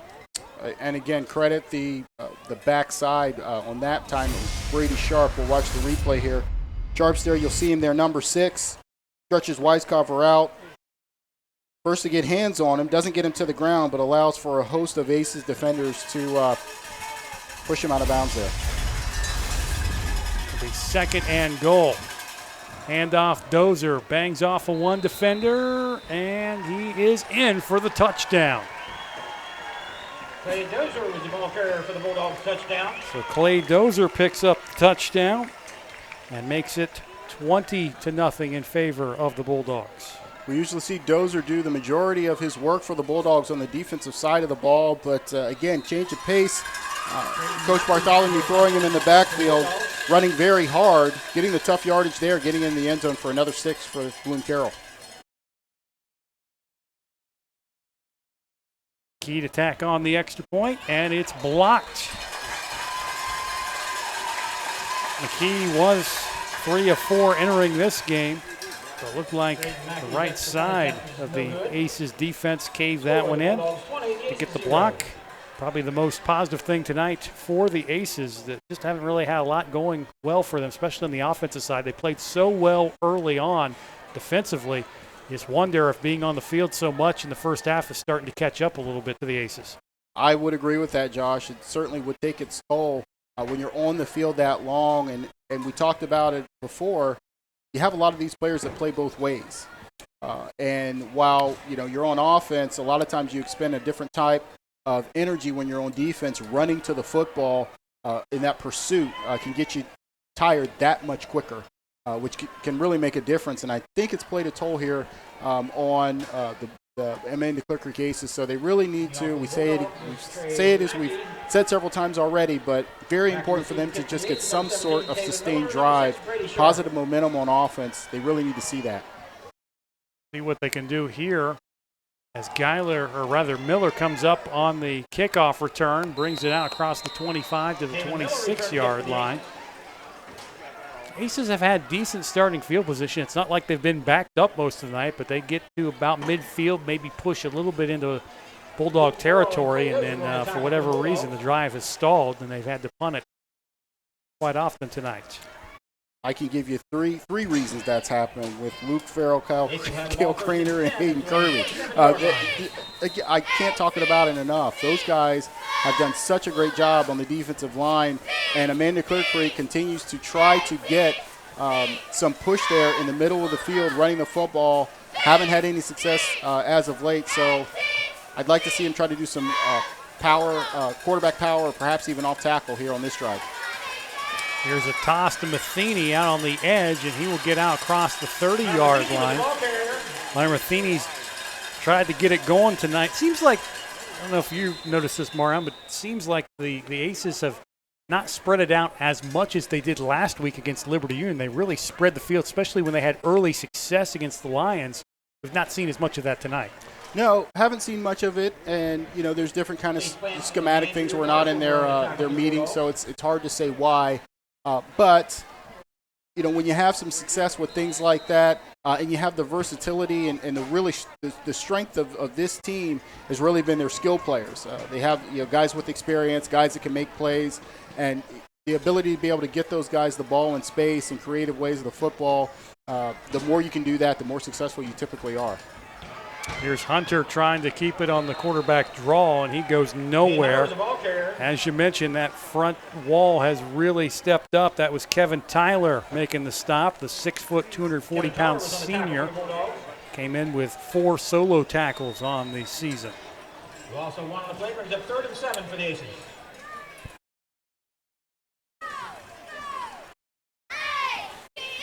Once again, that'll bring up 3rd and long for Amanda-Clearcreek, a down and distance they have been in quite a bit tonight. They've got 2 out wide, and looks like they might have an opportunity over the middle of the field. We'll see if they try to take advantage of it. Throwing near the sideline, it's Miller stretching out for the first down marker, and it's going to depend on the spot. I think he stepped out maybe a half yard or maybe more than that, probably a yard and a half or 2 before the first down marker. That's unfortunate for the Aces because I think he had some room to maybe get those couple extra yards. The defender wasn't right up on him, but looks like just the ball took him out of bounds and ran out of real estate there. And Jonathan Weaver will continue his busy night out to punt it away. Bill Weiscarver is back to receive the punt for the Bulldogs. Bill Weiscarver will wait on it for Bloom-Carroll. Weaver had such a nice job kicking and has continued his impressive performance punting. Yeah, here's another good one. Weiscarver will come up to the 30, moves to his left, moves upfield, breaking some tackles. And a nice tackle made on special teams by Dalton Stump. Give you a few out-of-town scores while we have a moment in the OCC tonight. It is Olentangy Berlin leading Lancaster 28-7. That's in the 3rd quarter. Pickerington Central and Hilliard Bradley tied at 14. That's at halftime. In the Mid-State League, Hayes Valley all over Liberty Union 31-7 at halftime. Wow. Bern Union 43-0 over Beaver Eastern. That's a halftime score. Hamilton Township 15-7 on Fairfield Union. That's at half. Canal Winchester up 47-0 on Franklin Heights. And Pickerington North trails Olentangy Liberty 21-15. That's in the third quarter. Tomorrow night, it's Worthington Christian at Fulton Field taking on Fisher Catholic. Short gain there on first down. Now Benedict will change the play up. Looking deep down the left side. He's got Dodds, catches it in stride, and he is going to win the foot race. Touchdown, Bloom-Carroll. Brandon Dodds like he was shot out of a cannon. Very similar to the touchdown he scored previously, Josh, but on this one, not as tough as a catch. Benedict just laid it out there perfectly for him. He caught it right in stride. Didn't need to make a fingertip over the shoulder catch, rather. Just straight beat the defender down the sideline, scored 6. As you look here on the replay, looks like it might have been a double move that caught Hunter sleeping. And Dodge just gets behind him and wins the foot race to the end zone. He extended that lead as soon as he caught it and broke past the defenders. That kick is up and good by McKee, and that makes it 27-0 in favor of Bloom-Carroll on the connection between KJ Benedict and Brandon Dodds, which goes for 56 yards. Wow. And on the evening, Benedict up to 144 yards passing. Dodds, 6 catches, 115 yards, and 2 touchdowns. And when you've got two 40-plus yard chunk plays, that'll certainly increase the average there. But he's done a great job all night, has ran really good routes, and I talked about it before, just the ability to really, run yourself open. Sometimes it's not so much the coverage, but receivers, when they're able to run nice, crisp routes, sell certain movements. If they make a move to the inside or maybe a double move, that can give them just enough to get a step on the corner, get deep, and Dodd's been able to do that twice tonight for big gains for the Bulldogs. After this kickoff, we'll take a look at the upcoming schedules for these teams. And it'll be Miller on the catch, trying to make something happen for the Aces as he breaks a couple of tackles. It gets out to just shy of the 35-yard line where he is finally taken down. Let's take a look at the Bloom-Carroll upcoming schedule. We know that we will have them next week as they go home and they take on the Liberty Union Lions. That'll be here on IVP Sports. We will be live streaming that game on the Interface Video Productions Facebook page and the CLN Your Hometown Connection YouTube channel as well.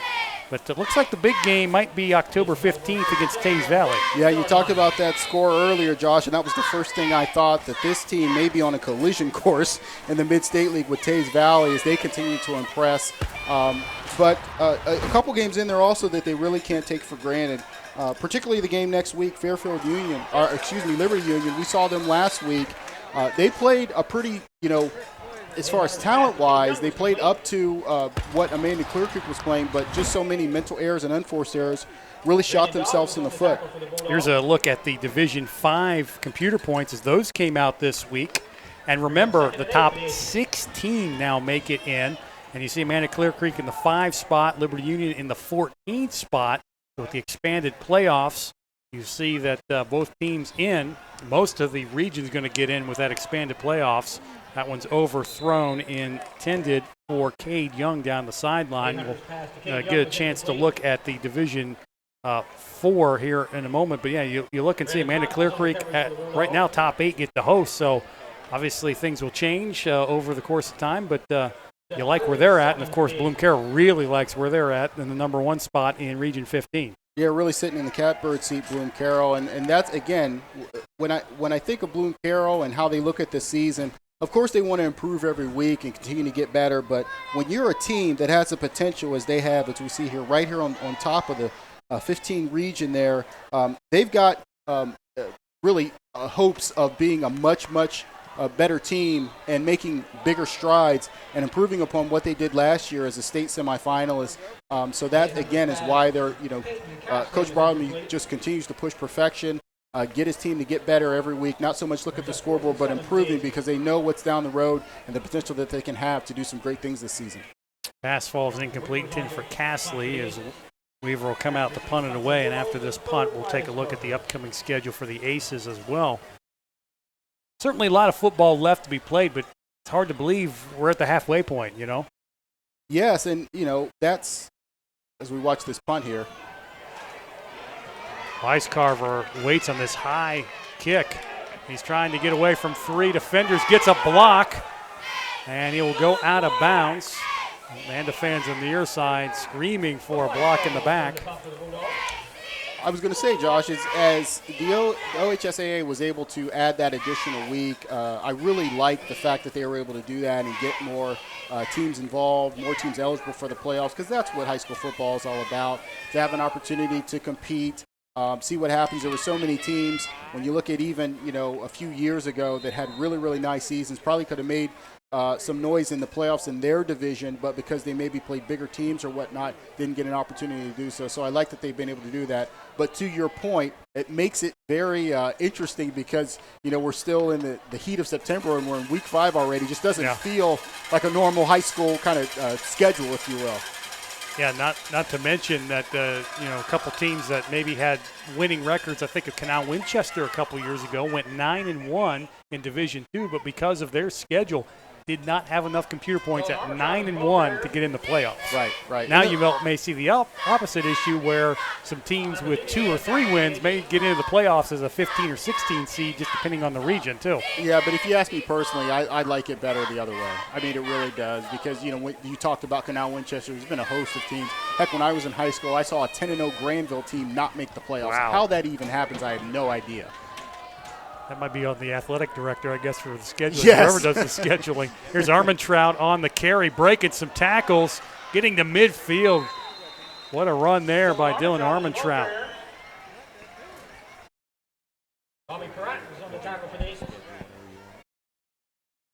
Armentrout with a nice run to pick up a first down for the Bulldogs as we tick down near 4 minutes to play in the third quarter. It's been all Bloom-Carroll if you joined us late. Aces defense did well enough early on as we'll get another look at that last run. Yep, nice job here by Armentrout. He's, been a nice workhorse as well for the Bulldogs. The fact that they've had 3 running backs tonight that have done a really nice job, it's a really nice luxury to have. Yeah, here's Plants again. Speaking of changing it up, Plants another first down, and he gets knocked out of bounds inside the 20-yard line. You start to wonder if that Amanda defense, it's been out there for a while and it's a hot night, if that's starting to catch up a little bit. I'm sure it is. And Plant's another nice job of just the patience that he's shown, following his blocks, waiting for the play to develop. I've really been impressed with that. Has resulted in a couple of really nice runs, a couple in the first half, and the run that he just had. Just a nice job there. And again, the fact that he's coming in with fresh legs against the defense that's maybe grabbing their knee pads a little bit, huffing and puffing. Just a very, very nice, again, luxury to have for Bloom-Carroll. A handoff again, straight ahead. Not much running room there for Plants. Let's take a look now at that Amanda-Clearcreek's upcoming schedule. And there you see it. Next week they go to Circleville and then Hamilton Township. I know they have had some COVID issues with their opponents, so haven't played a full schedule, but they seem to be off to a good start. Yeah, things certainly aren't going well tonight, but the schedule lines up nicely for them for the remainder of the season, even if it means that they can't catch Bloom-Carroll for the league. They can still get some really nice wins, add to those computer points, and continue to push on that home playoff game, which is what they're looking to have. Not to mention that they're Division 5, other than Liberty Union. About everybody else they're going to play is a bigger school. Right. So even if they have a poor record, beating that team is still going to give Amanda a lot of computer points. That's right. That's something to always think about. And I don't want to say an advantage because it's a tough ask a lot of times to see these schools go up against those teams. But the flip side of that, or I guess the bright side of it, is if you happen to not come away with a win, it doesn't hurt you too much in the playoff run. And again, when you're trying to get a home playoff game, that's something that they can still build upon. Third down, the flag thrown as Dodds makes the catch and goes into the end zone, but that is likely going to come back. I believe I saw a flag. Looked like the linesman threw a flag. Or was that a beanbag? Let's see. These orange beanbags, we talked about it last time, really mess us up because it is kind of hard to see. No, they're going to call it a touchdown. I thought for sure I saw a flag. Yeah, Brandon Dobbs again on the stop route that he ran previously to get in the end zone. Another nice job for his third score of the night. Just a heck of a night for Brandon Dobbs. Well, I apologize to Brandon Dobbs because I thought for sure that was coming back, so I didn't give it the oomph I normally would. But he gets in the end zone regardless to make it 33-0 with an extra point pending. And the kick is up, and the kick is good, as that was tacked on by Trayton McKee. And it makes it 34-0 in favor of Bloom-Carroll. And we'll take a timeout here, Josh, to thank one of our sponsors, Standing Stone Bank. Whether you're ready to tackle a mortgage loan or need cash for home improvements, make Standing Stone Bank the key player in your home or business financial plans. Business to business, neighbor to neighbor. Let's grow this town together. Standing Stone Bank, an equal housing lender, member FDIC. And tonight's second half scoreboard sponsor is Buckeye Lake Marina. If you are looking for a new boat, a great pre-owned watercraft, or a place to get parts for your boat, Buckeye Lake Marina has it all. More information can be found at BuckeyeLakeMarina.com. I think a cool dip in Buckeye Lake would sound good right about now, as warm as it is. Maybe not, but maybe a ride on a boat across the lake would be nice. Hey, we knew somebody that lives on Buckeye Lake. Yeah, so Bob, hook us up there. Yes, jet ski across or something. There you go. And after this play, we'll acknowledge our fine crew here tonight, sweating with us. As Miller once again takes the kickoff, tries to cut it across field, weaving through the defense, got something here to midfield to the 45, gets out of a tackle and out of bounds at the 34-yard line. Finally forced out by Carter Beppler, but the Aces crowd getting into it. They haven't had a whole lot to cheer about here lately, but a nice kickoff return by Tavon Miller. Yeah, we'll watch the replay here. Nice job here just hitting the crease there by Tavon Miller. And we talked about him a lot, not so much tonight, but last week. One of the better athletes on the team, a guy that's a really shifty runner and a really nice athlete. Does some nice job for them in the slot on the offensive side of the ball, but also contributes in the kicking game there on a nice return. And as you said, Josh, really gives the Aces a nice, well, unfortunate to see him there. It looks like he may have a cramp there, but gives them some nice momentum for the first time this half. Easily their best starting field position of the night. It'll come at the Bulldogs 34. Play clock ticking down to 5 as they get set up. Hunter will call for it. Throws left side. Some miscommunication as Sharp wasn't quite ready for that when he hadn't even turned around expecting the football. Yeah, miscommunication there, and unfortunate for the Aces because it looks like they could have had something there. He had pushed the corner and I think could have stopped and hooked up there and had a nice little 6 or 7 yard gainer. And those are the ones when you don't capitalize on them, it makes it that much tougher, to get some momentum going because you don't get a whole lot of daylight when it comes to this Bloom-Carroll defense. Up 2nd and 10. And Hunter's going to keep it on a busted play, and he'll get back to the line of scrimmage, and that's about it. Nate Hunter was the ball carrier.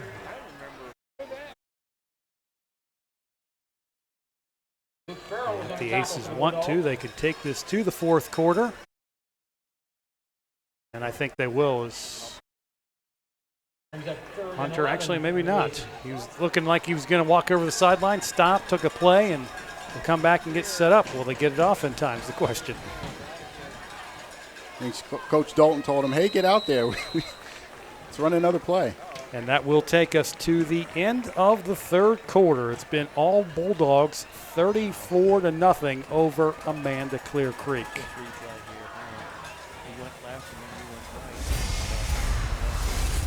Yeah, we'll see the replay here. Just a miscommunication. You got a running back going to the right, quarterback opening up to the left. But credit to Hunter. He recognized it and, just tucks it away, tries to get what he can and make sure that it's not at least a negative play, which, they've had more than their share of tonight. So he was at least able to turn that into a yard or two and bring up third down.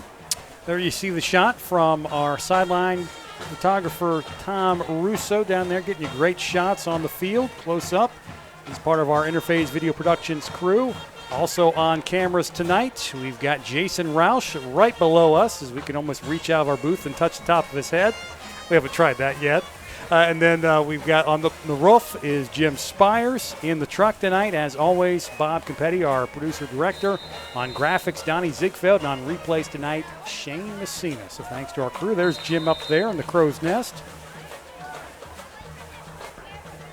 We should have done the announcing from the crow's nest. Would have been a lot cooler, huh? There was a playoff game a couple years ago that Shu and Jared had to do one. It was cold, and it was at Harvest Prep, and I think you were on the sideline for that one. Yes, I was. It was a very cold evening. I was up there for a little bit. This one thrown to Young down the seam, and he's going to have a first down with a flag thrown in at the end. Could be an even bigger play for the Aces. Looks like it might be an illegal man downfield. Eligible receiver downfield. Offense, number 50. 5-yard penalty. Repeat, third down. Good call there, Marion. And that's three unforced errors or mental errors in a row for the Aces there. And against a team like Bloom-Carroll, needless to say, those are things that you can't have, especially when you have a positive play like they just had, getting a lineman downfield illegally, and just something that's a drive killer, quite frankly. We're also, by the way, in running clock territory with the score the way it is. Third down and 16 from the 40. Hunter throws right side, has Miller who makes a nice catch. Gets to the 30 and thrown down inside the 30. There to throw him down was Brandon Dodds. He's short of the first down marker, but the Aces offense will stay on the field. 4 down territory, obviously, here for the Aces. They'll try to get 6 points, but first down, the most imperative thing, just to keep this drive going and try to keep it going to the end zone. Yeah, you bobbled that one. Wow. Yeah, nice catch there by Miller on the second bobble there. Play clock down to 6. Hunter will drop back. Put it up again for the end zone and threw that one too long, trying to find Brady Sharp, but he was well covered by Brandon Dons, and I'll turn it over on downs to the Bulldogs. And speaking of Jared and Shu, we want to get well wishes out to Tim. He's been under the weather, not be able to join us the last couple weeks. He's hoping to be back with us in a couple weeks, so get well soon. Get back in the booth as soon as you can there, Tim. And Jared's been following his son, playing some high school football as well, so he's kind of working out the schedule this year, so he'll be back with us on the October 1st game with Rosecrans and Fisher Catholic, so we'll be back to full strength hopefully by then. Yeah, unfortunately for Jared, he's been able to see a lot of good ones, but that's for true. The Irish, they're having a really nice season thus far. So it'll be a short gain there on first down for the Bulldogs. I mentioned earlier, we'll be at Carl Fell Stadium next week for Liberty Union at Bloom-Carroll. We'll be live streaming that one. And we've got a new quarterback in for the Bulldogs. Like Ethan Thanthanavold. I forgot to check on that one. I'll admit it. I say Thanthanavold. Okay, that's we'll go with that. I hope that's right. If it's not Ethan, I apologize. They also had another backup listed as Broden Bishop. But they went down to, I'm guessing Ethan is the junior varsity quarterback, getting some varsity playing time as Roberts gets the carry as well, and start to see a lot of reserve players probably from both teams. And Ethan, in his cleanup work so far this season, is 4 for 5, only 12 yards, but a nice completion percentage there.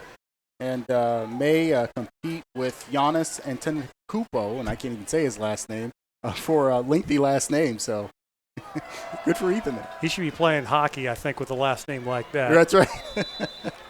Handoff up the middle for another short gain.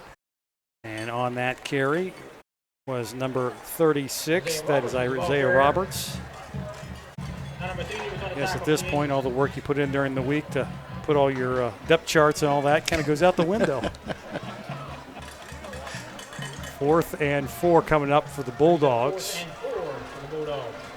Looks like they will keep the JV team out there. And there you see big number 76. That's Will Green, listed at 6'7", 277, and a junior. Woo. Sign him up for basketball, I think. That's right.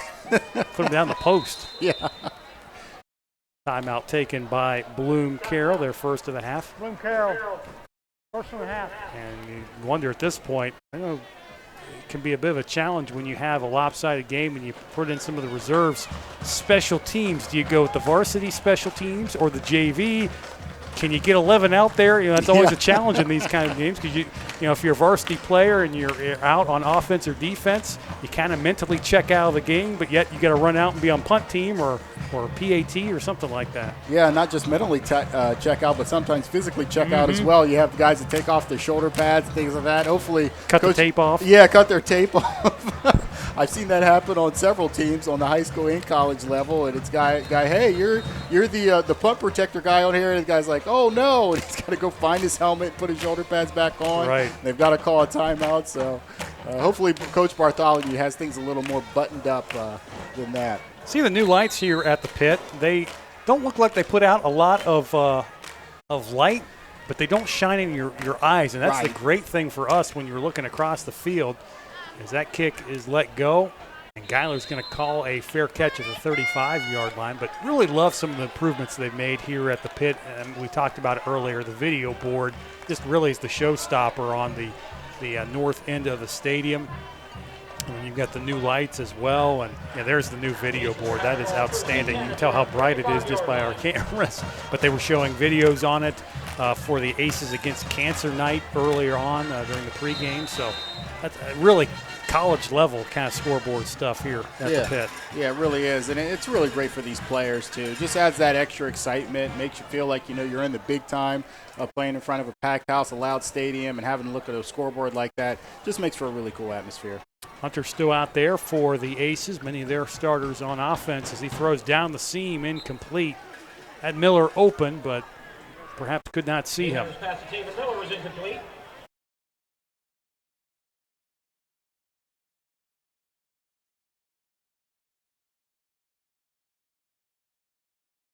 We continue to roll along with the clock. That's the one thing that you notice with the score the way it is, the running clock. Make the second half go much faster, that's for sure. Yeah. Which is a downside for players, younger players wanting to get varsity playing time, but the upside is you don't have as many injuries because you don't have to have as many plays, certainly. Exactly. But it's invaluable experience for these young guys just to get out there and have the experience of being on Friday night under the lights. The more experience you can get them, the better, especially when you have a senior-laden team like Bloom-Carroll. But you want to continue that continuity in your program. And that's really imperative to have guys that have some experience, and any kind of experience you can get playing on Friday night, understanding what you're up against and getting a feel of it is a positive. Ball's bobbled by Young, but he hauls it in for a first down. Takes it out to the 49-yard line and will move the sticks. Yeah, very nice job there by Young, and no surprise, he's a guy that's just going to go 100 miles an hour up to the last. As we look at the replay, finds a nice job of sitting in that zone, bobbles the ball a little bit, but able to maintain concentration and haul it in there at the last second. Amazing concentration just to haul that one in. Hunter dropping back, being chased. He's going to tuck it and run. He'll get into Bloom-Carroll territory and down at the 45-yard line. Cooper Storts there on the stop. Pick up a 6. And just going back to that last play, Hunter's had a lot of balls tonight that have had a lot of zip on them. And I understand why. When you're going up against a defense like this, you feel the extra need to really zip it in there and make sure that ball gets there.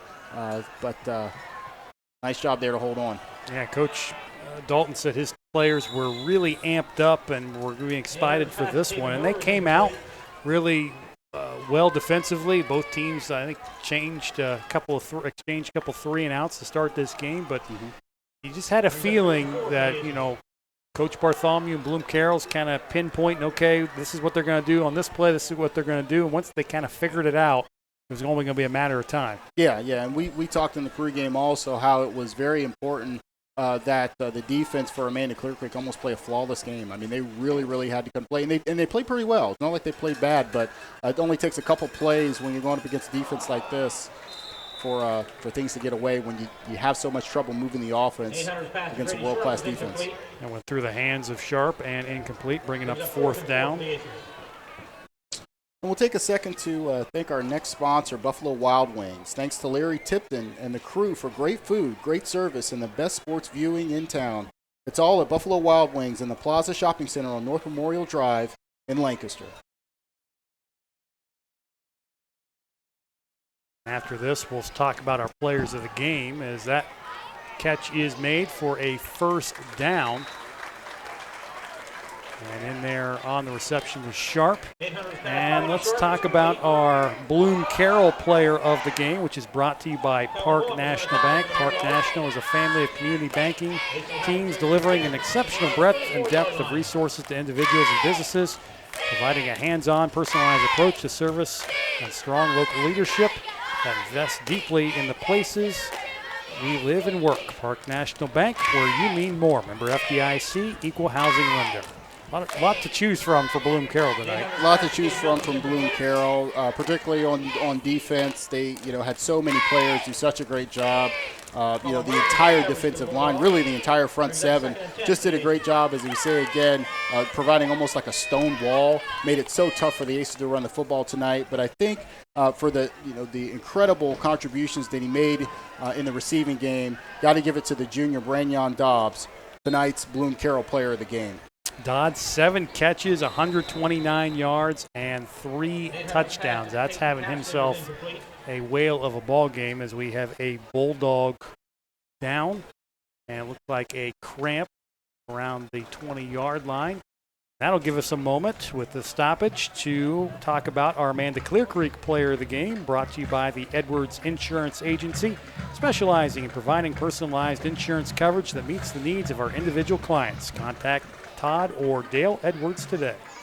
Yeah, tough night for Amanda. We've talked about it quite a bit. Just a tough time. Never really got anything going offensively.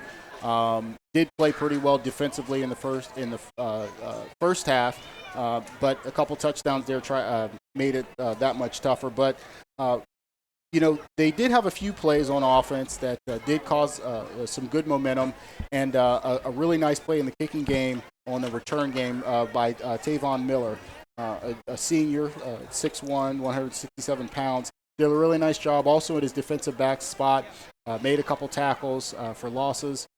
So just really, athletic, played hard, did a nice job all night. So I'd like to give Tavon Miller player of the game for the Amanda-Clearcreek Aces. Carter Belper, the injured Bulldog, being helped across the field. Clock stop with 2:46 to go in this one. Try and check some more scores for you here momentarily.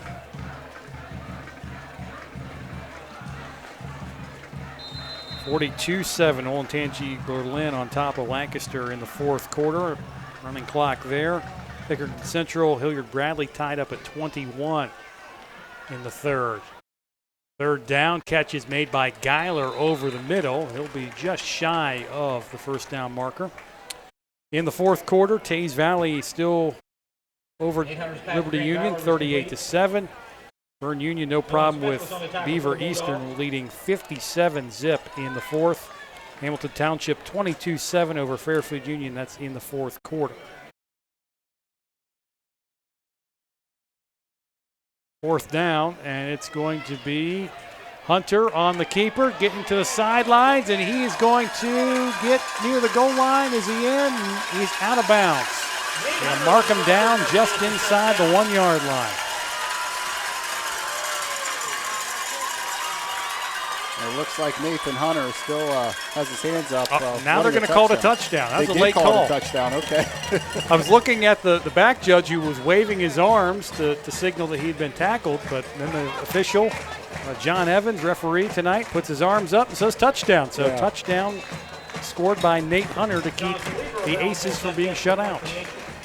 Yeah, you mentioned I was just going to talk, Josh. If you think the Bulldogs weren't thinking about keeping that shutout intact on the other side, they obviously were. But, again, getting the young guys some experience is the most important thing here. Hunter made a really nice run. Credit to him. And that'll be the first score of the night for the Aces.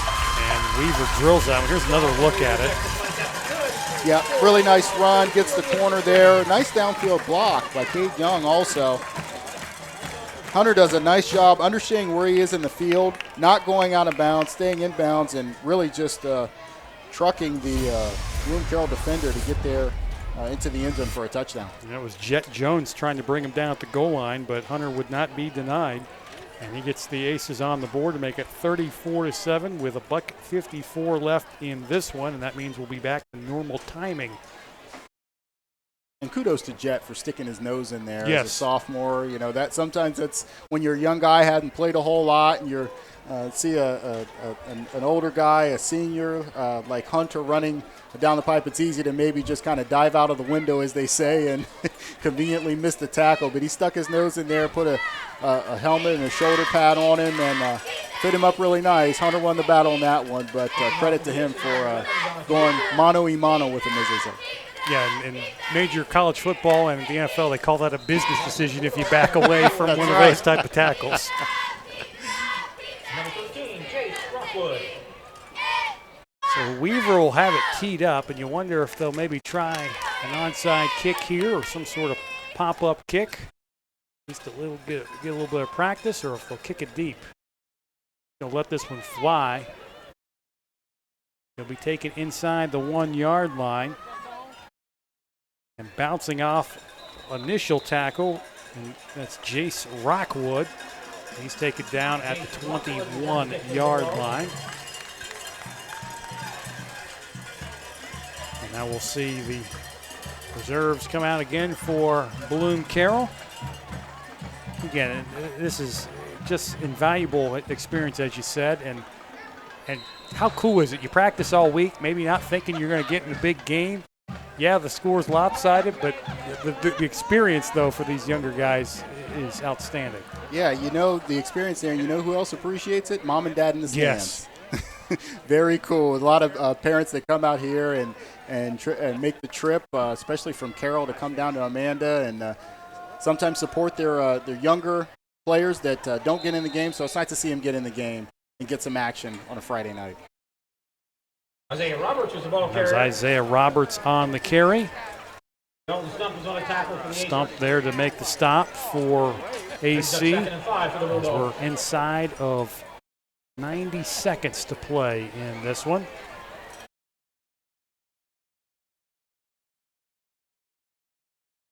Bulldogs not in a hurry at all to snap it, trying to eat as much clock as they can.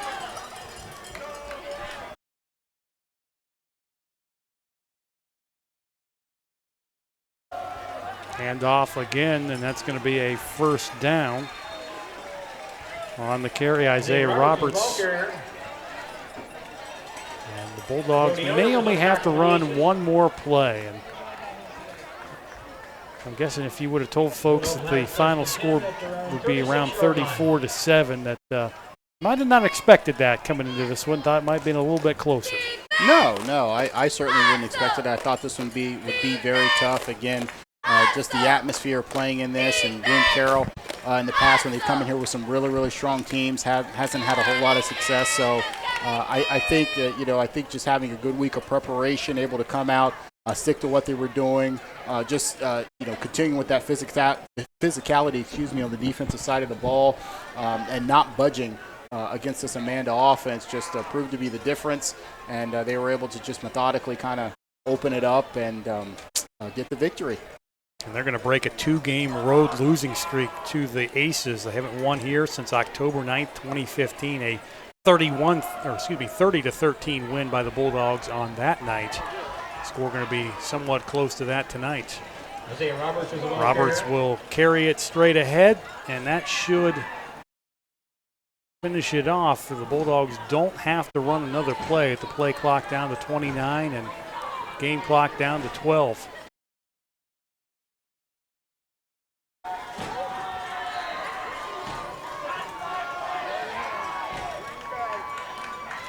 Looks like they'll retreat to the sidelines, and sure enough, that'll wrap it up for tonight. Nice job by both teams, but particularly the Bloom-Carroll Bulldogs able to get a big Mid-State League victory tonight. Certainly do, and they improve to 5-0 on the year and 2-0 in the Mid-State League. And with the loss, Amanda-Clearcreek drops to 3-2, and they are now 1-1 in the Mid-State League Buckeye Division.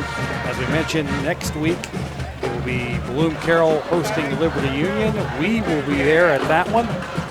And for the Aces, they will go on the road to take on Circleville.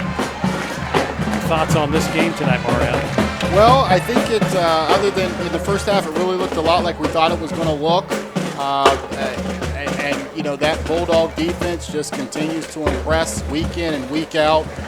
Really showed no weaknesses tonight, whether it be, you know, as they tried to, you know, throw on the defense, they being Amanda-Clearcreek, or as they tried to run, as they often did, just had no daylight whatsoever, and making big plays later in the game to bring on Dodds, of course, as we talked about, was huge, and you know, got the momentum really going to start, and then really kind of finishing the job there at the end. So the Bulldogs, you know, if you ask Coach Bartholomew, I'm sure he'll say that they have some things that they need to continue to clean up.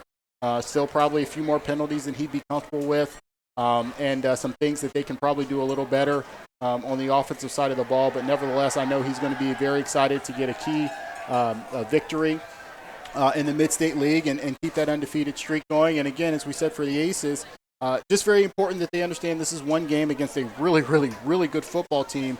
And as things line up, if they continue to win, play teams tough, they can still make a good season out of this and really make some noise in the playoffs so they continue to get better every week. So hats off to both teams, but the victory tonight, just an unbelievable effort by the Bloom-Carroll Bulldogs and their defensive side. And not to mention, with 16 teams making it in each region, still a lot of football to be left to be played, and you know, both these two teams certainly look like they're going to have postseason football in their future. Once again, next week we will be at Carl Fell Stadium as Liberty Union takes on Bloom-Carroll, so another one in the Mid-State League Buckeye. As you see, that's coming next week, and again, that will be on the Interphase Video Productions Facebook page. We'll be live streaming that, as well as the CLN, Your Hometown Connection YouTube channel, and of course on Spectrum 1021. And following the broadcast, we'll have that on for the following week on replay. Once again, the final score here from the pit, it was Bloom-Carroll 34 and Amanda-Clearcreek 7. For Marion Royster and our entire IVP Sports crew, I'm Josh Messerly. Thanks for watching the Buffalo Wild Wings Game of the Week, and so long, everybody. 1, 2, 3. Up, 1, 2, 3, 4.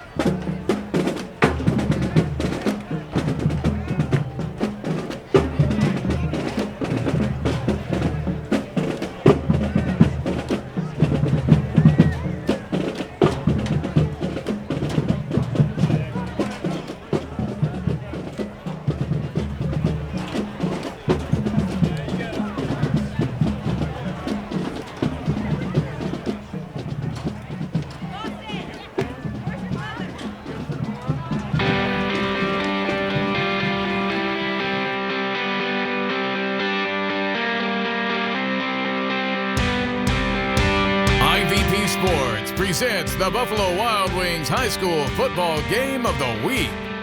Brought to you by Fairfield Medical Center, Park National Bank, Dagger Law, the Frank E. Smith Funeral Home, Fairfield Federal, Standing Stone Bank, Fairfield DD, North Body Shop, Personal Touch Party Rentals and Events, the Edwards Insurance Agency, Buckeye Toyota, the Carriage Company, Huddle Tire and Auto, the Fairfield County Commissioner's Office, South Central Power, Sheridan Funeral Home, and Buckeye Lake Marina.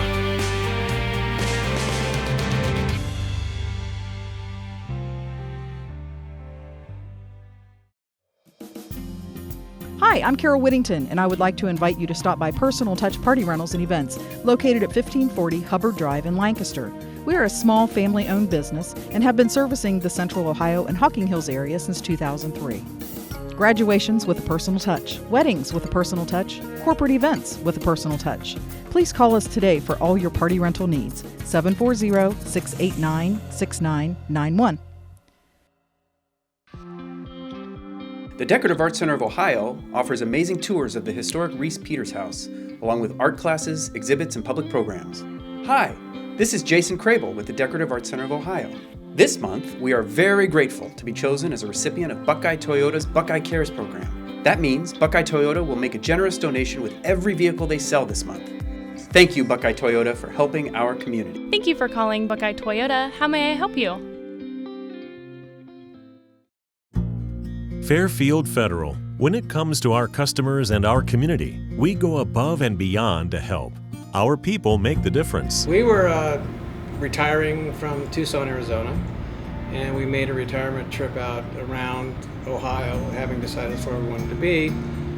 And we came across this town called Lancaster, and we fell in love with the downtown area, where the fountain is, and the memorials, and the flags, and all this stuff. And we looked around, and I said, "There's our bank, right there." There's something to be said about a community bank in your hometown. Right. If you live in the community, you should do business in the community as much as possible. So it makes sense to bank with the community bank where you live. Fairfield Federal is the bank to be at. If you live in this town, or any town actually, you want to bank at a local home bank. And the employees are happy here. They're conversant. Customer service is through the roof. There's nothing more you could ask for. Personal or business banking, whatever you need, we take it seriously because we know you do. Stop by today at any of our 3 locations and see why the difference is clear. Fairfield Federal Savings and Loan specializes in banking that revolves around you. Member FDIC Equal Housing Lender.